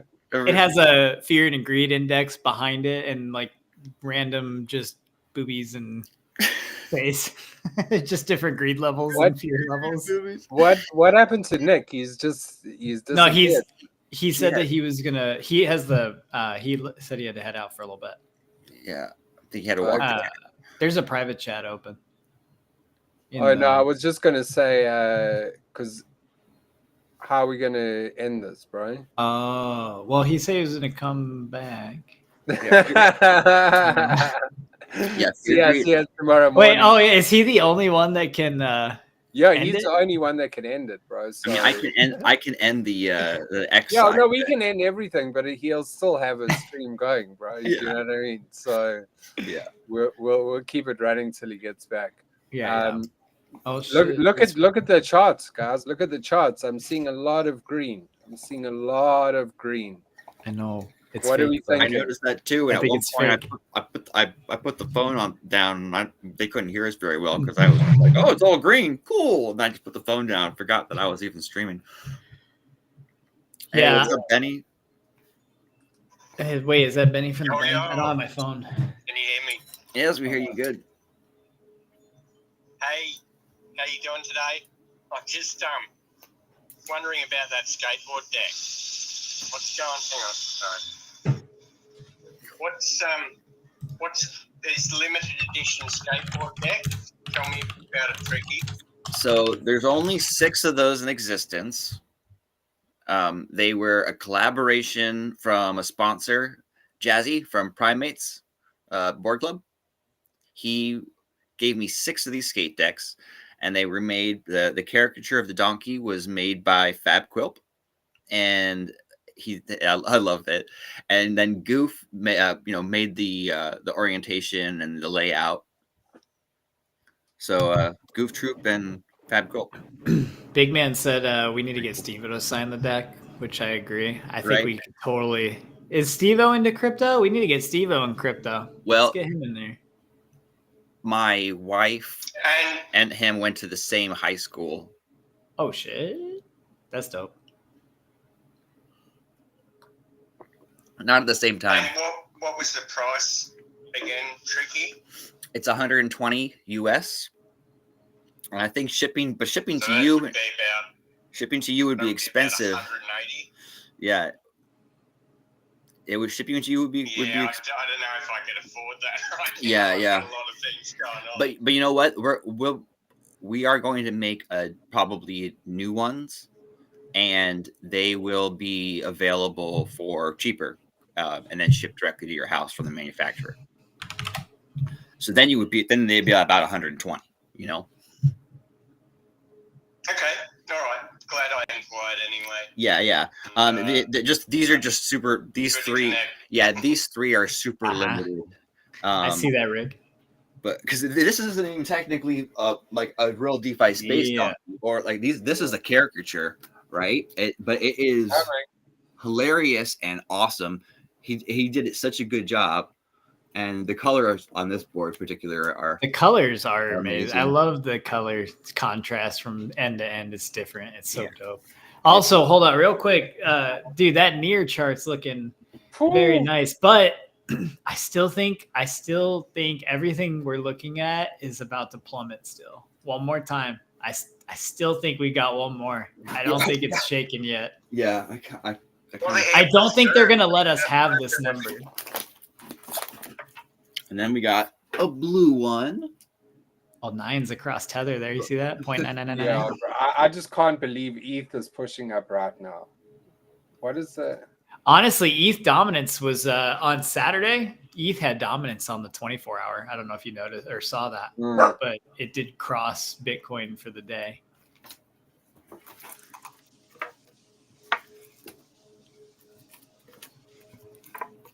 Oh man! Let's see. It's an interesting time to look. Yeah, to see what's going on right now because we're seeing some movement now. Have we had any news stuff today? Are the tariffs are going to get tighter? I feel like, and then, or they're going to say something about tariffs one more time, and everyone's going to lose it. Canary Capital files an S1 for a spot SUI ETF. I really don't think that their tariffs are going to go through. No, they won't go through, but they're going to. He said reciprocal tariffs, like global, like reciprocal tariffs. Yeah, it's such a stupid standoff. It's already causing repercussions. It's really silly. We have a hand up though. go for it, man. So this question is for Crypto Stoner, our Bitcoin expert. So let's say right now your budget in terms of your crypto bags are as tight as Oprah and stretch pants. They don't happen to be staked at the moment. Would you start unstaking them so you could fire at Bitcoin? So this would be coming out of staked coins. Correct. Because Which you ones? have that window that they make you wait before you actually get the liquidity again. If you're looking to take profits this cycle, I would consider unstaking in the next month or so. Now is not a bad idea to unstake. I would say in the next 2 weeks, you might want to consider it. Some unstaking takes a month, so you probably want to move on it. And it depends. So I differ a little bit on this. That's not a bad thing because it's just strategy. And I see what Tricky's saying. I think that we're so early in the run itself of alts and memes. I don't want it. So for me, I'm not unstaking any of my Solana because we haven't even seen it price jump yet. We haven't seen it hit a price discovery. So my personal take on this right now is that I have stuff staked so that I don't buy other stuff or so I don't spread myself in other plays anymore. Because I want to see I'm going to leave that stuff in there. I won't take profits until late cycle. So I would say, when I see Solana in a 500 plus range, I will probably unstake. And I know that that's a 4 day or 3 to 5 day window, they say, but it's usually 4 or 5 days. Yeah. So I would unstake my Solana for myself, probably about 10 to 15 days before I'm going to buy stuff now, or before I'm going to take profits. Now, I know you said for rolling into Bitcoin and moving money around. So Tech, if you're looking for plays like moving money into Bitcoin, if you have stuff that is already, like if you're staking, let's say stable coins, I didn't think of that. If you're staking, stable coins that you want to move, then yes, now's the time. Like Tricky was saying, about now or in the next couple weeks here would be when you want to start unstaking, because some of those do take a long time when they're tied to a dollar value. So I do agree in that sense. For me there's right on now, Coinbase that are like that. It's like yes, they're great CBDC on Coinbase, and then it takes a month to get your to unstake stuff. So yeah, and not CBDC, the other one, the Coinbase. I wanted to add to that because there's one thing I just kind of found out. Like you can set a number to get your that sends you an email. So that's what I'm doing with like my Sol. I picked a number where I'm going to unstake it because I want to try to take profits on it. Right. I pick that number and I'll get an email when it hits that number. So that'll be an extra notification for me to get my ass on and unstake it. Set up a price alert. Yeah. Yep. Price alerts help. And the other thing I was going to say, though, personally, what we're trying to do right now is leave everything staked that we can while getting some extra cash. So like we've been selling things that we are like, we don't really need this or we don't need that. And then also, extra jobs that come up or whatever. Right now, the goal for us is to leave everything staked and just keep adding to Bitcoin for right now. When we see Bitcoin hit its next price discovery, which in my opinion is going to be probably a big 120 shot on the first kind of leg up. Once we start seeing it reach that price discovery and we see a rebound, like a big rebound here, I think we're going to see that like 120 range kind of come up. Now, then I'm going to start seeing what the market is looking like and how everything has been going up to that point when we get there. If we think we're going to go a lot higher, I'll still wait and keep adding and accumulating to Bitcoin until I get to the point where I think we're getting exhausted and we're going to see that big fall off or near the top.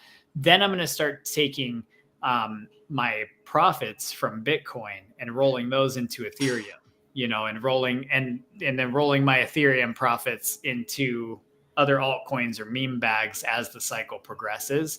I really like that as a rinse, lather, repeat. So try, if you can, Tech, and anyone else that's investing, in my opinion, if you have bags that are already stacked, let them stay where they're at. Take cash if you can and add to Bitcoin if you want more Bitcoin or something like that. But right now, because we're in a dip, a lot of profits on other bags aren't profiting yet. So if you're moving money around a bag that's maybe lost some percent already to put into Bitcoin for its next leg up, you're kind of eating your own bags and your own money up that way by moving it. So I would try to add cash only and hold everything else that I have, especially conviction in right now, and just wait. We're so early in this that $100 you move in Solana or that $1,000 you move in Solana because you unstaked, it might have made a bigger percentage gain than Bitcoin did on its run up anyways. So in my opinion, your altcoins in season coming are going to make your bags there bigger anyways on a percentile gain versus Bitcoin. So I would just add to Bitcoin if you can. And if not, I would personally just wait. Yeah. I got you. Yeah. I was thinking about that too.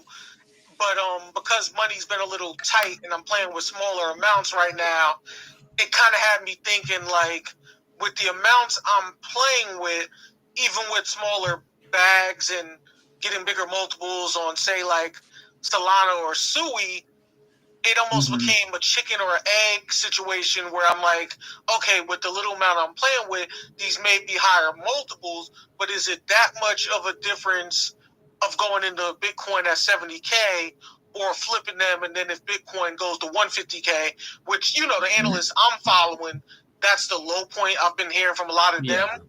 Would it be that much of a difference to put them in flipped when it becomes that price versus the 70K, if that makes sense. Yeah, no, I see what you're saying. The other alts are like could be 4x, 6x. So yeah, see, that's what I'm saying. So personally, I mean, especially for me right now, Bitcoin only has, even if it hits 300K, it's still only a little over double, or no, sorry, it'll quadruple. So, but that's your say that's a 4x.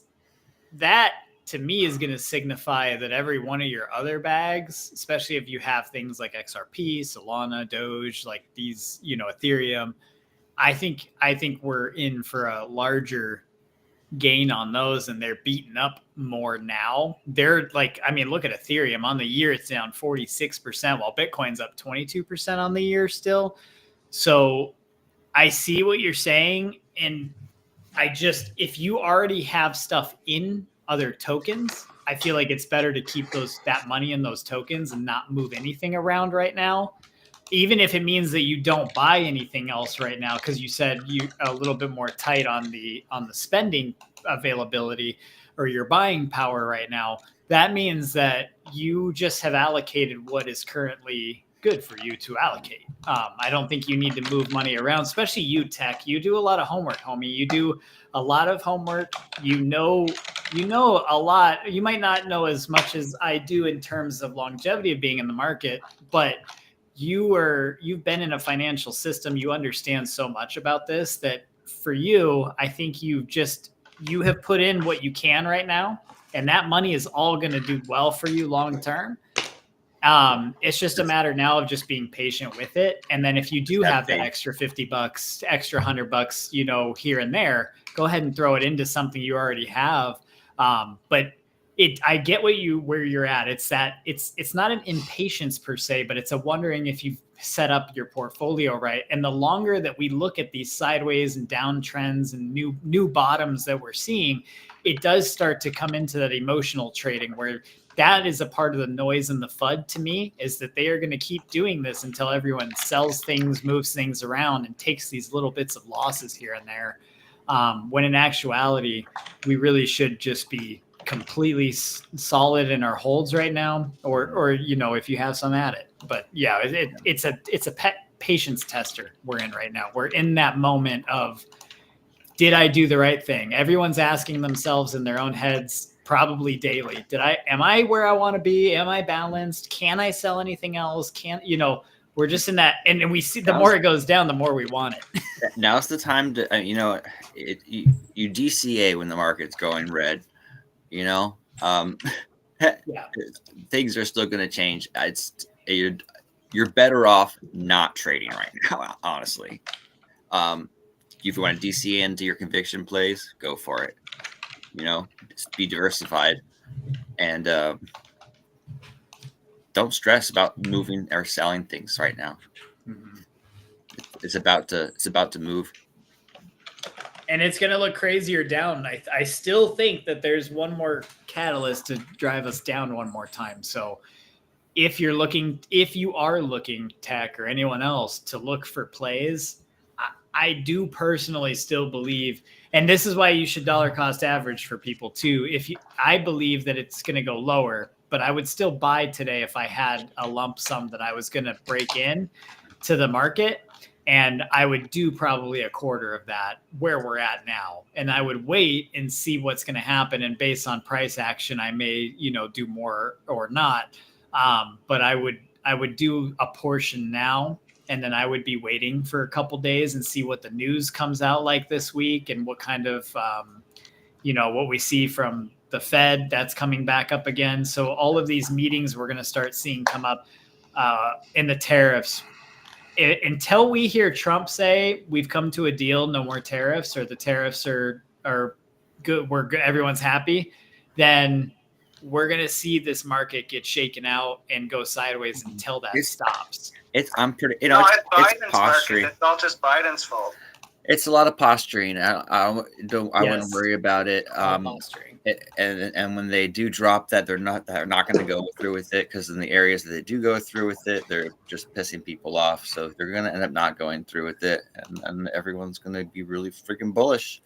And you're not going to have time to move stuff that fast. You're going to end up FOMOing in at the top again.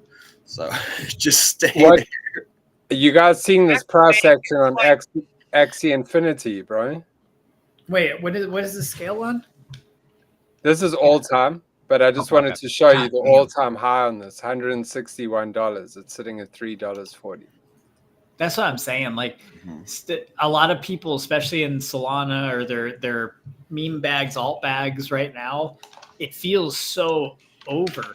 And that's how it always feels. There's always like this, it feels over moment in crypto during every run. Yeah. And it happens a couple times in these phases as we go. And like Rick was showing with that all-time high, like we're going to blow past these all-time highs. These all-time highs, we got there in a matter of days, weeks when it happened the first time. You know, it might not be the exact same price action as last time, but it's either going to be around that or higher, you know, in my opinion.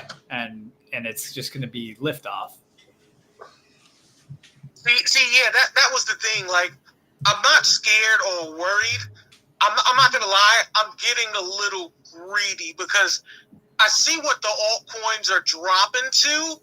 And I guess you could say, like, I'm lowballing their multiples. So I'm kind of under the assumption that they'll hit all-time high again, but the expectations that they may not go over that. So I'm kind of thinking, like, say with my Solana, I'm under $200, but the way it's moving, like, if it goes under 100 and I converted that over to Bitcoin and then it goes under 100, I could buy in that price while hitting the Bitcoin when it gets back to the 70. And that's kind of where I'm looking at the what if scenario. Like, what if my altcoins only hit all-time high and don't exceed it? So I funnel in the Bitcoin when it hits the 70K and rebuy into them at the lower multiples. So if it just hit all-time high, I have a higher multiple off of lower expectations, if that makes sense. I see what you're saying. And I think the thing that you would run into is when you are ready to take your profits on Bitcoin to roll them in, you're going to see that those coins that you sold to get the profit on Bitcoin are now way more than you had sold it for by then. By the time Bitcoin's profit would be taken, the other coins aren't going to have they're not going to have hit their all-time high yet, but they will have already done a decent jump with Bitcoin as it goes up. So you might not get a good profit. Like, you might not get the best price back into Solana. You might be buying at a 285, 300 mark at that point. You know what I'm saying? And then you're like, well, shit, I had it at 100. Now it's 300. And those kind of things can happen. It just, you know, that starts turning into a lot of market timing. And like doing actual trades, in my opinion, like you would be doing short-term trade action to fix that. Part of it's also your investment horizon, right? Like, when do you want to take your profits, and when do you need cash out, versus is this all long-term plans? I'm more bullish on a lot of these alts, just by the numbers, bigger gains off a lot of the alts, the layer 2s. And global adoption. You know, knowing that we're probably going to see a larger influx of the global wealth percentage in crypto in the next year to 2 years here during all of this. And so just knowing that, for me, kind of shows that there's going to be a lot of there's just going to be a lot more gains, like percentile gains on all of these than we really can even comprehend. Yeah. That's why I just don't want to roll anything, because I almost did it too, Tech. So I get it. I've almost rolled things. I'll put it this way: like I'm a day trader. Okay, like I have, like, I'll have large enough sums in accounts that I could day trade. But right now, I'm not trading. I'm holding stuff. Yeah, I'm buying more of some stuff every once in a while, but mainly I'm just holding. I'm not moving stuff around right now. And the other thing is tech is this is coming a little bit from experience. I've done this before where I've eaten some of my profits in a bag in bags because I was like, I think I'll get a better earning here, like you're saying.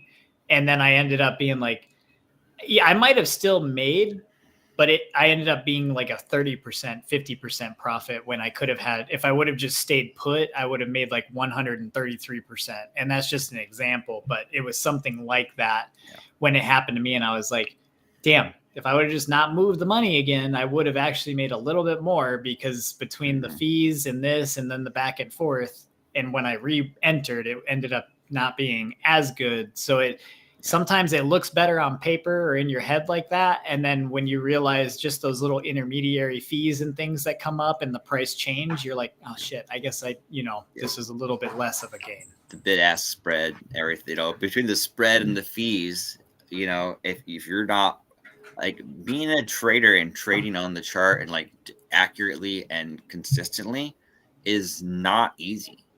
Yeah. A lot of people are trying to do it thinking they're just going to pick it up and be good at it because they hear a couple people who had wins. Well, there's always going to be a couple people who had wins. That doesn't mean it's going to be good for you. Or they see a Photoshop picture on X someone's posted saying that they made, like 10 grand and it's a load of rubbish. Yeah. It's not even 10 grand, bro. I've seen some people post like, this is my wallet. And I look at the number and I'm like, that is more than what is in the entire circulating supply of US dollar in the market. Like, I'm like, that's a $5 trillion number. What the fuck? Love it. Yeah. So you guys got to be careful with that too. I love when Rick brings it up, but we need to bring it up more often. I feel like a lot of those screenshots you see are fake. They are just edited, or it is a one, like, especially if it's like a $20 million, like, come on now. No one's sitting there with 20 mil on their Phantom and not long enough. I tell you what, not long enough to take a screenshot either, because just like that, it's going to be gone. I would have that money in another account and on a wallet so fast, your head would spin. Yeah. I'm not taking a screenshot. No way. Also, that's how you get kidnapped. For those, since we're on security today, that's totally how you get kidnapped. Most of the people that have been kidnapped so far have bragged about how much money they have in their crypto wallets. So I'm just saying, if no one knows how much money you got, then no one's going to be looking for the money you got. So, it's not a good thing to run around, even if you do catch one of these crazy plays, to go, hey, look, I just made 50 grand off this. And everyone knows. And all the people that are bad actors are going to want that piece of that. So don't advertise that kind of stuff, y'all. Keep that stuff to yourself. And, we can share information and stuff and plays and things like that. It just doesn't need to be that in your face of how much stuff people made, because that's how somebody just puts themselves at risk. So, yep. Not worth it. I've been in a couple. It's one of those scenarios where I was actually going against my better judgment, a situation where I should have an angel on my left shoulder and the devil on my right, but instead I have two devils rubbing their hands like Birdman, and I was like, yeah. This is the thing. If you get emotional, fear, greed, or boobies will make you do the wrong thing. Thanks, bro. And the funny thing is, it's like I'm not following anybody else's example either. They were like my own calculated risk based on the way things are going right now, and I was like, maybe if I can do it in the next month, because in my belief, and of course this isn't financial advice, I still believe crypto summer is when everything's gonna boom. So I see like this month and maybe the beginning of next month to still be drops. I thought we were gonna see all-time highs by next month, and now I'm looking, and it's like I feel like it's taking forever to get here. I did until I saw the tariffs. As soon as I saw the tariffs, I was like, well, that's going to extend everything quite far. And here's why, because I knew that it was going to be this long stretched out deliberation back and forth between the powers that be. And the reason that they do it is it creates this, like Tricky was saying, the emotions start to come up. The longer this goes, doesn't matter how much money you have, you will start questioning things as a trader and stuff like that. So what they do is they create these situations knowing that they're also selling off in the market, ETFs, things like that are all selling off. And they're trying to, the reason this is running sideways longer, I've been telling people and how I feel, The reason it's been going like this way is because they're not getting people to sell like they have in the past. And so they're not getting the volatile percentage drops they're looking for. And they are willing to continue dragging shit out longer to get those prices that they are looking for. So it's going to continually feel worse and worse in everybody's minds until that change happens. And until we see that reversal come in, they will shake enough people out, though, unfortunately, to get these numbers down. The thing is that we all have to remember is as they drag this out, we are confident in the plays that we've already had, where the future of crypto is in general. It doesn't matter if it ends up being an extra 6 months. In my opinion, the longer we go sideways, the higher we go up when we do go up. So this is healthy, in my opinion, to see all of this and still see these percentile gains holding up. So we are going to see scare, one more fear. And some of you guys know, I tell people in spaces, but just think it's funny, we get a quote for the car, because if it goes below a certain number, the car's out, like, see you later. And then we know we're gonna, but leading into that, like, we just know that this is all just noise. And one day, one morning, the tariffs are going to be called off and all of this is going to end. Trump was in a recorded last week saying, the markets are going to boom like they've never boomed before. He would not have said that on national television if this wasn't all already planned out, that when the tariffs and all this FUD stuff lifts, all of a sudden, watch the war in Ukraine and that be over, the tariffs around the same time. And you're going to see price action and adoption rates in Bitcoin that you've never thought were even possible if that happens. They're already talking about a ceasefire. Yeah. So well, that's why it's setting up. These are catalysts. No, it's coming, bro. It's coming. Yeah. Money is power. Bitcoin is money.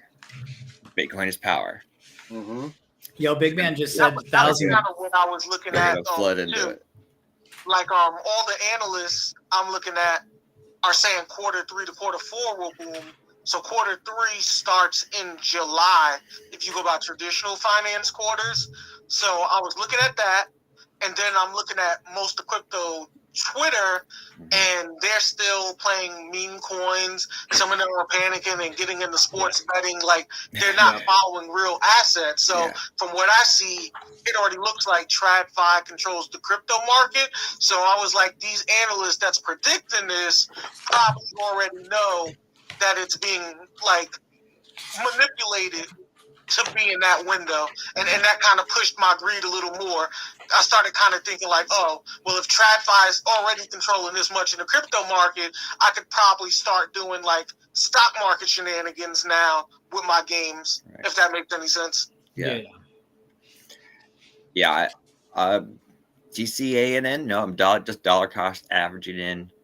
We all just got to take advantage of the opportunities when we can, when we do have a little bit of expendable cash, not spending rent money on it, but instead of getting an extra drink at the bar, you put another $5 or $10 into your conviction place. Also, I just want to add to that and echo what Tricky said there, in the sense of, do not invest more than you are willing to not have access to or need when you're investing.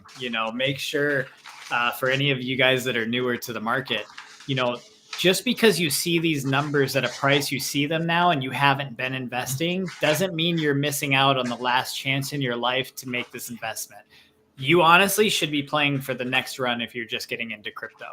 You should be accumulating now all the way through the next 3 years until the next halving, if you haven't been in it before. And if you've been in it and this is multiple cycles, then you're learning and doing everything we're doing anyways. So if you haven't left, then you've probably either been doing okay or you still have faith in it. But yeah, just don't ever invest more. And it's hard to understand what that means. But that means, in my opinion, you should have a couple thousand that are out. And if you have something happen in life, you have some money that's like, oh shit, I was short this month, here's this. You don't want to be like, I'm at $0 in my account, $0 over here. I have all my money in crypto. God, I hope my car doesn't break down. Like, that's not a place to be in your investment. You should at least still have some other thing. You got to remember that life still happens. So if something comes up, you want to have a little bit of something there that is, okay to touch, because when you get to some of these moments, I have done it in my first 2 cycles, where I was like, shit, I need $100 out of that. And that $100 ended up being like $2,000 because I sold off a token, and, so knowing how much you can have in there, and it doesn't, like, you're like, okay, I don't need any of that money. It's a very important balance to have when you get into this. And, I just feel like everyone should kind of just make sure you really pay attention to that. Do a little bit of budgeting in your own wallets and see how much you have to invest. And this is why I'm selling a 2015 V2 Prius. It is white with tinted windows and only 49.5 thousand miles. Very low mileage. Very nice car. You're going to say a gently used Honda Civic, right? I really thought you were going to say a very gently used Honda Civic. If you want to buy it, if someone in this show buys it, I'll sell it for $15,000. Okay. Yeah, dude, that's what I've been saying. Like, someone wants my car for 15. It's a collector at this point. They don't make the ST anymore. So I tried. It's up 9% on the day, bro. What is Bitcoin? The gently used Honda Civic. Oh shit! You don't know this token, bro? No, I didn't know this is an actual token. Look, bro. Look, it literally ripped, bro. It smashed it, and then it's obviously like that thing was ripping harder than Fartcoin when it was going look up. At this. Oh it was literally, bro. That's intense. Look at that. Okay. Yeah. Yeah. I actually held it and obviously paper-handed it. It's hilarious. I was trying to find different places to buy. I got like an offer for like 14 something, so I might go with that if I have to. But I was looking for places to sell it, and this one place called me and they tried to sell me a car with like 100,000 miles on it the same year for like, it was 80,000 miles or something like that, for like 18,000. And I was like, no, I want to sell my car and it has less miles. You should buy my car. It's a better car. Dude, yeah, facts. I think you've got to take it there. Big man's in the audience saying you'll take it, bro. Oh, shit. Yeah, you got a Honda that'll go, not a Prius. He says, I take the Honda. Okay. He just wants the also, coin. He doesn't want the car. He wants the coin. Shout out to the 1,000 viewers we have right now. Big man posted down there that we hit 1,000 viewers. Well, I didn't even realize I'm also Thank streaming y'all. somehow. I'm streaming. What are you streaming? I'm the same thing. Yeah. I'm streaming. You're streaming us? YouTube. We're streaming on YouTube. We're streaming on my page. We're streaming on Stoner's page. You guys should be streaming to your pages as well. I was gonna say I actually used to have a Twitch account that still has like 5 or 6K viewers or people. I should stream somewhere on Twitch. Yes, we should be streaming on as many platforms as we can to. I'll set that up for next time. Get the most exposure, bro. So because you're on YouTube right now, Restream, and you're on X. And on X. So we got 1,000 listeners, but on MySpace we've got 128. So that's all. We smashing it today. Today for Monday. They're smashing it. Everyone watching us, you guys are killing it. What'd you say, Turkey? I'm sorry. There's another, and then there's another group that has also come through the X. Hey, look who just phased back in through the portal there. I saw that. What's up, big dog? Go ahead. We're going to say we don't know how to shut it down. We got Tech with a hand up real quick. Go ahead. So I have one last question, especially since YouTube is listening right now, because I think from what I've seen and know, more of their investors are a hybrid of stock and crypto. So if you had a brokerage account that you invested your crypto in, a traditional brokerage, like say maybe a Charles Schwab or a Robinhood, how would you play that portfolio to maximize your gains in a crypto bull run? I already have an idea of how I do it, but I'm curious to hear yours before I say mine. So word that, I don't know if I understood the question the whole way of where you're moving the money from in traditional. And basically the way I look at it is each one of these every type of crypto, whether it's a L1 or L2 and the different type of tech it uses, is kind of like a different asset class, right? And then you want to have a different percentage of your portfolio allocated to each one of those different asset classes because they all have different risk and they have different things that are going to boom at different times. So in the long run, you're going to you allocate more towards the things you believe in more as well. But I try to allocate a little bit into everything and just constantly stack. That's what because I'm a long-term player and I believe in the tech and I know a lot of stuff is going to get shaken out. So I don't want to put anything into too much into any one bag because you're going to have some losses. But if you believe in the tech and you support the right tech, you should have more gains than losses. Especially if you're looking at utility, we understand right now in this market in that sense that the utility projects are probably going to make us a lot more money than the meme coins, especially because in the meme coin world, you have to catch it. Whereas in the utility world, you just let that grow. That's almost an ROI at that point. You're just making return every year on your gains from that. So. But I want to make sure I understood the question that you were just asking in a typical traditional style of trading. What would you do in crypto, or what should you do with financial or traditional trading and moving it into crypto? So it was with crypto within a financial brokerage account, like a traditional brokerage account. Because like with Robinhood, they don't have as much crypto as, say, a Coinbase or crypto.com, but you can still buy crypto on there to where your crypto is connected with that in your stock. So, like, for example, with me, I have a crypto account, obviously separate from my brokerage account, but for my brokerage account where I have my stocks, I still have a little bit of crypto that I just play just for flipping and not for long-term in there to put towards bigger gains in my hard assets of stocks. So like, for example, with me in my brokerage account, I only do Bitcoin so I can flip it after the halvings, and then I'll put that into things like maybe an ETF like VOO or into like NVIDIA or Apple stock. Does that make sense? Yeah. So I see what you're saying now. And I don't do that much, but that's a really good idea. And here's the thing. I don't know how the fee structures are on Robinhood and stuff. I haven't looked into that. I don't know if it's more fees than it is on like Coinbase or off exchange. If it's not, it's less. Okay. Zero fees for trades. And that's because they hold their own Bitcoin home, or they probably hold their own supply in there. So you're just trading inside their ecosystem at that point. That's probably how they keep fees free.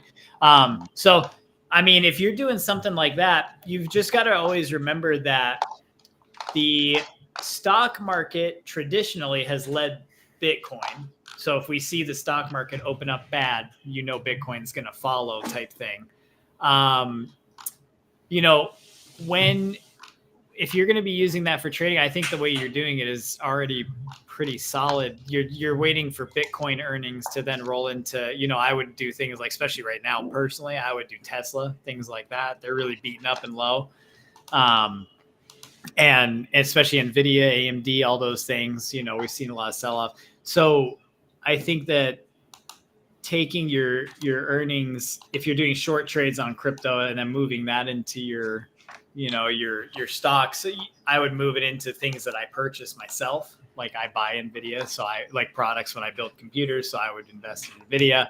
And then if I take earnings from NVIDIA, then I would rotate that back into a utility project, like, looking at the week or 2 weeks and see if Solana, Sui, or one of those is down, and then take some profits. And you could rotate profits over and over. I like his trading strategy for long term. I think that's good because you're capitalizing off the movements in the crypto market, and right there in one app, you can also take that profit and buy yourself some stock and basically diversify your portfolio. It's smart. I like it. Yeah. I haven't done that. I really do I have a Webull for stocks and an E-Trade for stocks, but they don't do crypto. So Yeah, that's not especially if you can do it all in one place. It's a really smart way to trade because you could time. There's very limited what you can. And, it's very limited what you you're can good. get, and there's some of the things that you can easily send out, and it's not too expensive to send out, especially if you send it out in Polygon or something like that, or Base sometimes, or Solana. Like you could send some things out for free, some things cost money, and it's different fees, different places, but overall, it's great for just trading on those specific ones because those are everyone on that platform has access to buy only those limited cryptos, which kind of stimulates those individual cryptos a little bit 100%. more too, right? So it makes those ones have a higher volume and easier to trade on, and then have some profit that you can either take out, put in your bank account, or take out and put into some stocks to hold for long term. I like it. I mean, and if you did something like Rick's strategy, and you did more of a buy the greed, buy the fear, sell the greed, a strategy, that could be a really good strategy to be, you buy when it's fearful in the market in crypto and you sell it in the greed, and then you rotate that into, products that you buy, companies that you support, and then you watch those go up. You end up creating a lot of residual earnings as you spread and build that. Long term, that portfolio would honestly be very healthy if you were doing a trade long-term strategy like that. All right. Come on, guys. Be positive. Everything's going to work out, man. I'm bullish as fuck. I see we're in the fear section right now. Come on, guys. I believe in you. We got this shit. We are early. We are going to make it. I mean, if you're not in this room, I can't vouch for you. But if you're in this room, you are going to make it. 100. The swings, though, the swings. I just want to let them know that this is, again, not financial advice, and it's not me being fearful. It's me being so bullish. Almost greedy. So No, we know you're not fearful. I know. We're looking at the actual fear and greed chart, and right now it's just bottoming out a little bit into the fear section. So that's why I said that. I was just being funny. If you see us on the Restream, we're doing a screen share where you can see everything, a lot of the things, which is crazy. Here we're looking at this chart too. For those of you that are probably just turning in, if you clicked on it from the space or you've been in here, this fear and greed index, I know Rick is already going to be like, I know what he's going to say. He's going to be like, how are we in this low of fear with these prices of Bitcoin being this high still? And everyone's acting like it's over, but we haven't even corrected back to where we were 6 months ago. It's crazy. This is the manipulation. The scary part is going to be the upside. Not scary in a bad way, scary in an amazing way. Because when we hit extreme greed, and when we are at extreme fear at 82K Bitcoin, what do you think extreme greed is going to hit? You're going to 2x? You guys at 2x, at 2.5x? 400K, bro. You think what? No. 300K is coming. You think it tops 200? Well, what, bro? Our next target after 69K has to be, what is it, bro? 420 straight, bro. Well, the straight shots, bro. It has to be 420, and then we go for 690, and then we go for, Nice.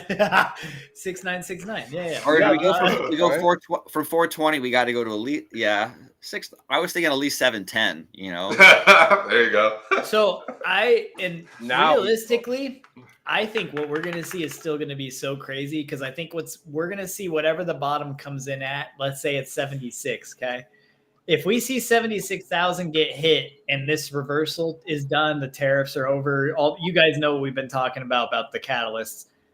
When that happens, I think we're going to see 120,000 in the matter of like hours or hours. Yeah, I think you're going to see because when the tariffs lit up and they announced Bitcoin Reserve officially, and that's all in the same kind of time frame. There's the rest of the world is going to be buying Bitcoin. Yeah. They say Bitcoin only goes. You remember this? This happened last time.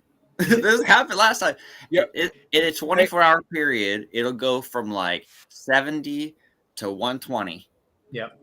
And we're gonna be like, what the hell? We are so bad. I mean, it could be faster than that, but you think about how fast like the Trump coin ran up, or how fast some of these meme coins run up. Imagine I mean, that's what Mastodon, all the banks and everyone, all the people that are holding cash right now from the stock market are just like, where they're getting ready to like just go hard. And they're hiring right now. All the banks are hiring Web3, and they are legally allowed now. They're all click that link. This out right now. I don't know what this is in there. Don't click whatever link. Anyone that's in the chat, please don't. How do we delete that? I don't know, but I just don't want anyone clicking. Yeah, nobody links. Nobody post links. Don't post links in general. That'd be good. Add to block list in Restream chat. So this 4-year cycle thing, Crypto Stoner, do you see this playing out like the last 4 cycles? Oh yeah, but bigger. That's like this, but higher. Because also, for those of you that don't know, this is actually the banana zone from Raoul Pal. If you guys have ever listened to Raoul Pal, he also says the same thing, like that this repetition is actually showing a super cycle trend, in my opinion, right now. Because if you look at the sideways from the last ones, look at the resistance to these drops, but then also look how long we're going out on this side. Then that's always healthier for charts.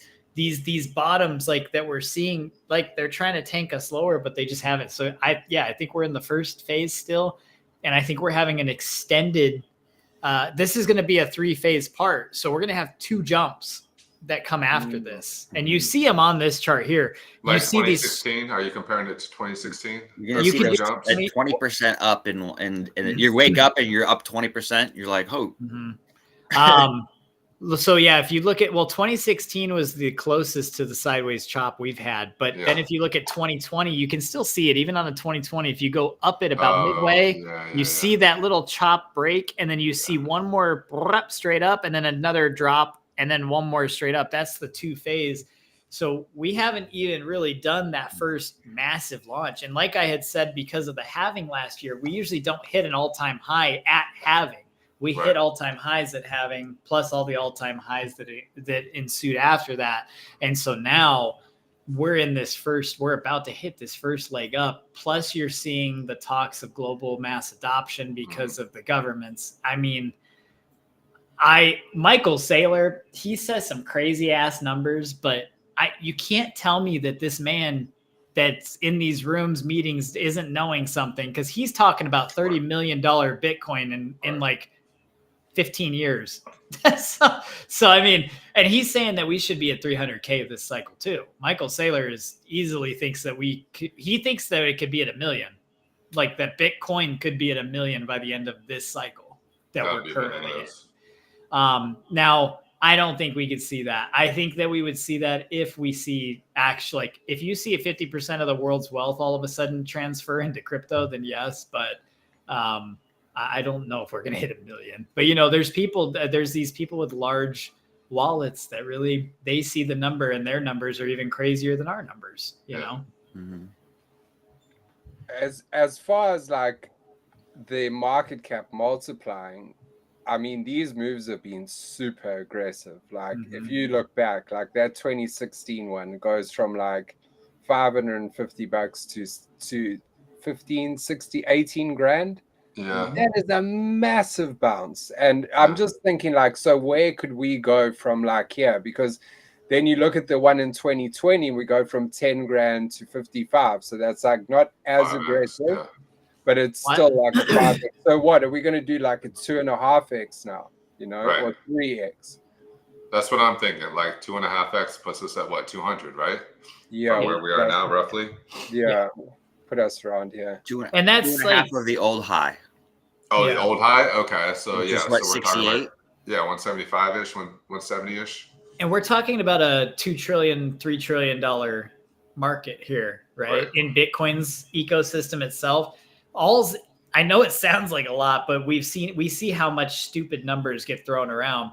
Adding another 5 trillion to this is a piss in the pond. Right. 2.5x. So it literally, and that one country can do that on their own. One hedge fund could do that on their own. So that's why some of these numbers that people are speculating is, well, yeah, if we see institutional mass adoption, you're just going to see it's going to go to, we're going to have a $10 trillion crypto market. Yeah, I mean, can we get like a percentage of the population of adoption underneath these charts? I want to say we're at about 9. Right? We're at 9 global adoption. It was like about I thought it was about 7. Well, 7 to 9, depending on where you look at the numbers. Sure. If you include institutional and government, you're probably close to 9 right now. Yeah. Yeah. Interesting. Yeah. I'm looking right now. I think we're gonna see what, like 15%. What's the market cap of gold right now? 20 trillion, 19 trillion, something like that. So Bitcoin needs a 10x from here to just match the market cap of gold. So do we see that this cycle? Is there a way we can delete links out of the the chat? Nobody posts links. Nobody click links. Oh, what the fuck? Sorry, I didn't see that. Let me. Anybody that posts links is getting blocked. Yeah, no links. You guys don't need to post links. And we also just had a whole thing on security. Yeah, I know. We just told everybody not to click links, and now we got links everywhere. Like you guys are being tested, so don't. This is trial by fire. As of 2024, the approximately 6.8% of the global population, or over 560 million people, own some type of cryptocurrency, including Bitcoin. That was 2024. So that was 2024. I don't have one for 2025, but that's still only 6.8%. So they said that went up by half. Even if they went up by 50%, that's still less than 10%. Yeah, the last number I saw was like 6.9%. So I was like, thinking it probably maybe we're at 7. But if you're thinking about like the government, there's a bunch of governments and institutions right now where have big bags that are like ready to buy. I would consider that they are already onboarded. They're getting ready to move that money. Yeah. And look at some of these market caps. Look at this. I love this, bro. This is madness, bro. And Bitcoin's gonna eat up to number 2 so fast. People have no idea. I mean, that's just a 2x. That's a double. I know. That's what's crazy. And then gold is the only thing in front of it after that. And I think we see it catch gold by 2030, in my opinion. Yeah. Damn. That's like a 12, 13x from you. That's why I said we're early. When it passes gold, that's when I'm starting to look at major profits, to be honest with you. So you think 5 years? You think within 5 years it'll match or it'll exceed gold market? Well, we'll see. We're going to have to also see if this gold audit happens in the reserves and shit, and see how much gold's actually there. This number could honestly change, which would be crazy because that would shake up a lot of stuff. Also, what if they like divested from gold a little bit to even further? Yeah, backed up more in Bitcoin and sold the gold off. I could see some countries doing that have a Bitcoin or a gold reserve too. Because at a certain point, it's like, why are you storing gold? Also, gold just hit an all-time for commerce and like making satellites and circuitry. Anyway, 100% space, any kind of space stuff. It doesn't make sense to keep harvesting it and storing it. Yeah, like the other thing is too to remember too is that with like shit, I was reading something. I was reading the chat. My bad. I lost my train of thought. Not gonna lie, it's gone. A big man's got lots of cash in hand. He's ready to scoop some stuff. We also got the Socks Boss in here. That's what I saw from the Socks Puppet NFT. Green Gus is here. If you guys haven't seen Green Gus, he's an actual real life puppet that makes little smoking appearances around wherever he travels. Let's go. Green Gus is the best. So, but we're gonna see gold is gonna. I think it's gonna change. What like you said. I think we're gonna see people selling off gold to literally get Bitcoin and have reserves that way, because like you said, we're going to start seeing, especially as space travel and things like that progress, we're going to see more need for those things like Tricky was saying. And it's actually a use case, like a physical utility. So I think now that we have crypto, we have a fix for why gold can now be used and not have to just be sitting, because it really does nothing by just sitting. And Bitcoin can do nothing and still be great. That's the best part. You don't need it to do anything else. It's not. You don't have to have a security. Like you don't. There's not armed soldiers in a building. Maybe some people should, depending on their wallet size. But still, we do. We have the government. We have the whole army and the FBI. That's what we. That's what we have. But the government and a lot of these traders on the stock market, the big guys are holding a lot of cash right now. I was going to say that, actually, if you don't mind me jumping in on that for just a sec. Goldman Sachs and Warren Buffett are sitting with the most money they have had in Carl Schwab. They have the most cash in hand that they have had since the last time they made the most money they've ever made in history. Mm-hmm. So they are going to do it again. They are planning this. This is why we tell you we're early. This is why we say, personally, you should be long-term. Look for just hold and accumulate, baby. Like, just keep accumulating, keep holding. And the amount of adoption that's about to happen, especially with the real world utilities of RWAs, ROIs and stuff. I wasn't getting, like, this last year is when, like, the job offers started to, like, really increase. For, like, corporate was looking, like, corporate America and banks and stuff were hiring people, Mm-hmm. Once it became an asset class, everyone just woke that's mm-hmm. it. Everyone was like, "Oh, this is real." Yeah, and I think that's why. And if this is not bullshit, and then they read about it and they look at it and they look at the trends, then their mind just goes, "Oh my god, damn! I faded this for too long." I mean, Rick, I see you hovering over that altcoin. I saw you hovering over that altcoin. When Lambo? It's not alt season yet. Not even close, bro. We are not even close. That's how early we are, though. I'm telling y'all. I am so diversified. And everything is so down. These here are all. This is where I'm looking, right? I am just so happy. I want to sell my car so bad and scoop and stuff right now. You know what I mean? Like, I gotta sell my car this week and get some crypto. Like that Pepe and that.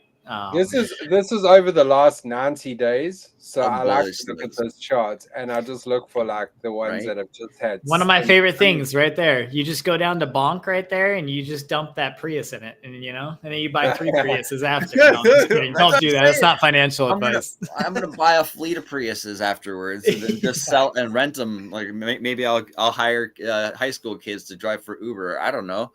I mean, there's a world of possibilities here. Look at all these different options, and I think so many of these are going to get. I mean, they're all tech companies. This is a tech boom. Each one of these is a tech company that is, marketing to different communities, organizations, all kinds of things, depending on who they know and who's invested. And then you get the community involved, and they start networking people to add value to stuff, and then it just grows exponentially. We're so early. Agreed. This chart that Rick has up right now, in another 90 days, is going to be the complete flip opposite, red versus green, than you're seeing now. So a lot of this chart, I will be surprised if there's too many red ones, even if, especially because of a tech boom. I think we're going to see this chart in 90 days could be a complete reversal of all that red. Look at all of these projects that are in the red right now. Mm-hmm. Most of these are going to see green. Had loads of dry powder now. Dude, Ryan. Well, the thing is too, though, if people had been buying prior and this isn't your first cycle, I bought a little bit low. Now, granted, my portfolio looks like it's terrible right now, but I'm about at where I bought in, or I bought in even lower, especially on SHIB and stuff like that. Like it's so low that even when I see these numbers, I'm like, dude, when I first started doing this, there was, it was like a couple grand in there, a few grand. Like I was like, oof, this is crazy, you know. But when you see what happens in those cycles, you know that this, you know, that's why the long term, because you see that long term of like, man, 2 cycles of holding through these reds and going through these greens, like, man, your portfolio is just looking still solid, even in a red market. It's solid. Yeah. I need to like pay credit card bills, and I'm like, nope, I'm getting another credit card with 0% interest and just putting everything on credit for the next year. Yeah, no. Everything's going into crypto. Yeah, bank accounts at -$5. Yeah, not financial advice. I'm overdrawn on my bank account. I got credit card. You know what? Debt. I've never. Okay, but this is the thing. My credit is like 824 right now. Okay, like I got good credit too. If you play the banking system right, you can have a lot of money in crypto and not have to have money in your bank. And you don't get fees if you're overdraft under a certain amount. So like, even at that, sometimes I think it's funny that my bank account's a negative, because I'm like, this doesn't look good for Chase. Like, this doesn't look good for you. I know y'all don't like this, but suck it. Yeah. Like my money's elsewhere. I don't know. We got Tech with his hand up. Go for it, Tech. Hey, I just had one last question before I rolled out. I forgot today was Monday, so I gotta go meet up with Griff. Can one of y'all DM me the link to the YouTube video just so I can watch it later and catch up to everything I'm missing? Yeah. I'll put it in our group chat. Yeah, and and comment on the space, and then we'll share the space out again too. Yeah, okay, I'll comment on the space. Yeah, sounds good. And then I got a hard stop, and I was supposed to hard stop like 18 minutes ago, but in like 10 minutes. If Nick's around, I don't know. You're around, Nick? I don't know if he is. I know I saw him like there, and then. Yeah, but you can't see him because I think of the green screen.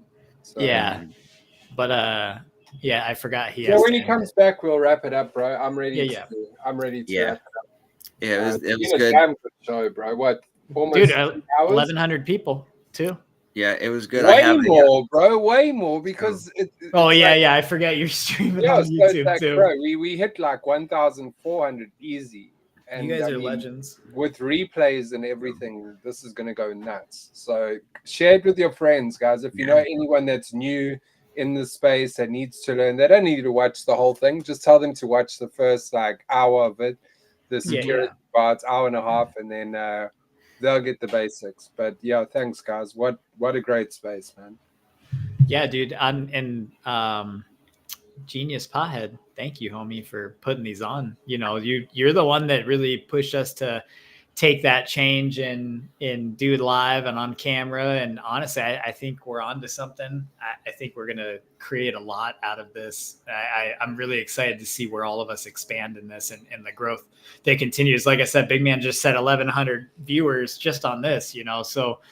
I hope that we can just massively expand this. I would love for us to be one of the center hubs of information for you guys to be able to come. And I know that I can trust these 3 people up here with me to have information for all of you guys that's safe, that's good. And I would love for this to just become a massive growth for all of us to keep doing. You know, this is the crypto industry needs this. We need to get Big Man. We need to get Big Man up here as well. 100%. He's been doing loads of video stuff lately. Big Man's killing it, dude. Big Man is and he has such a like-minded thought process, and I love his spiritual look at the world, because both of us are very spiritual. I mean, a lot of us are all very spiritual. So, you know, it's cool to have those people that seek that spirit balance along with physical balance, and that, you know, just keeping each other safe. I love what we're doing, to be honest. Yeah. Teamwork makes the dream work. Honestly, guys, I just show up and listen. That's half the battle. I mean, I learned so much from these. So it's selfishly, that's why I do these, because I learn more on these spaces and these lives than, you know, trying to figure it out on my own. So I think that's the main thing, man. Let's all learn together. Let's all get smarter together. Let's all, you know, make money together. And you know, and, subscribe on X. You can subscribe to me for $1 to support. You can tip. We all have crypto wallets in our bios, I assume. Yeah. Feel free Definitely to tip your host. Always You know, Tip your waiters. yeah, tip your server. You know, we do this because we love it, but you know, keep us fed and happy so we can continue to do it.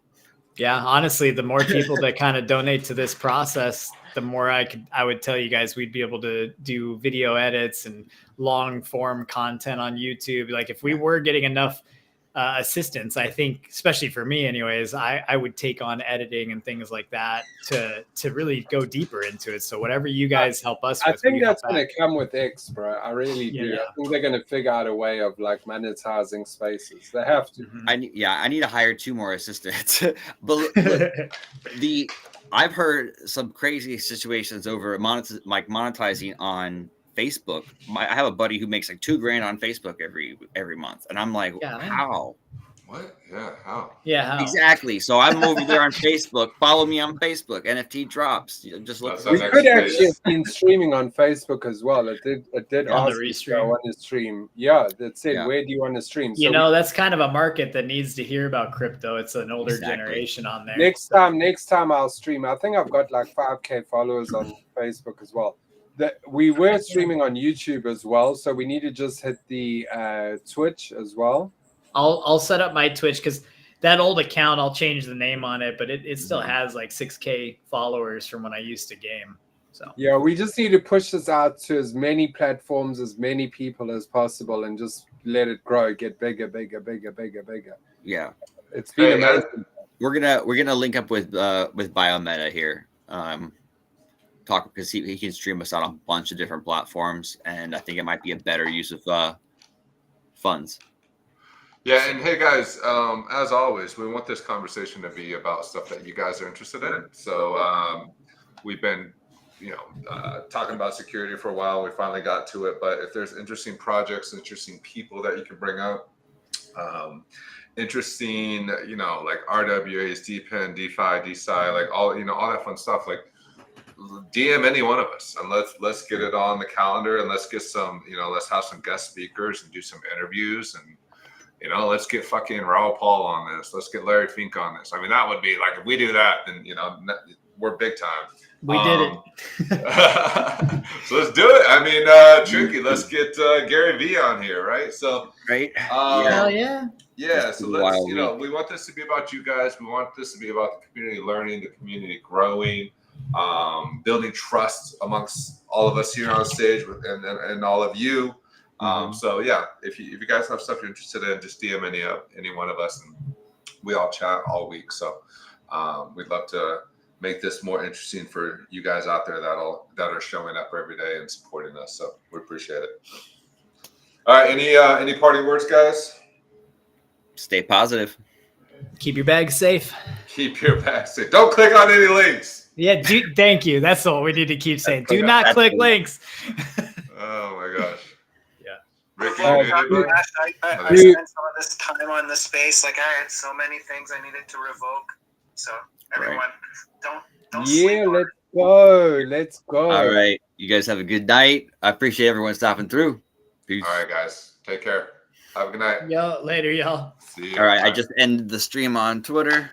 Cool. We just gotta end the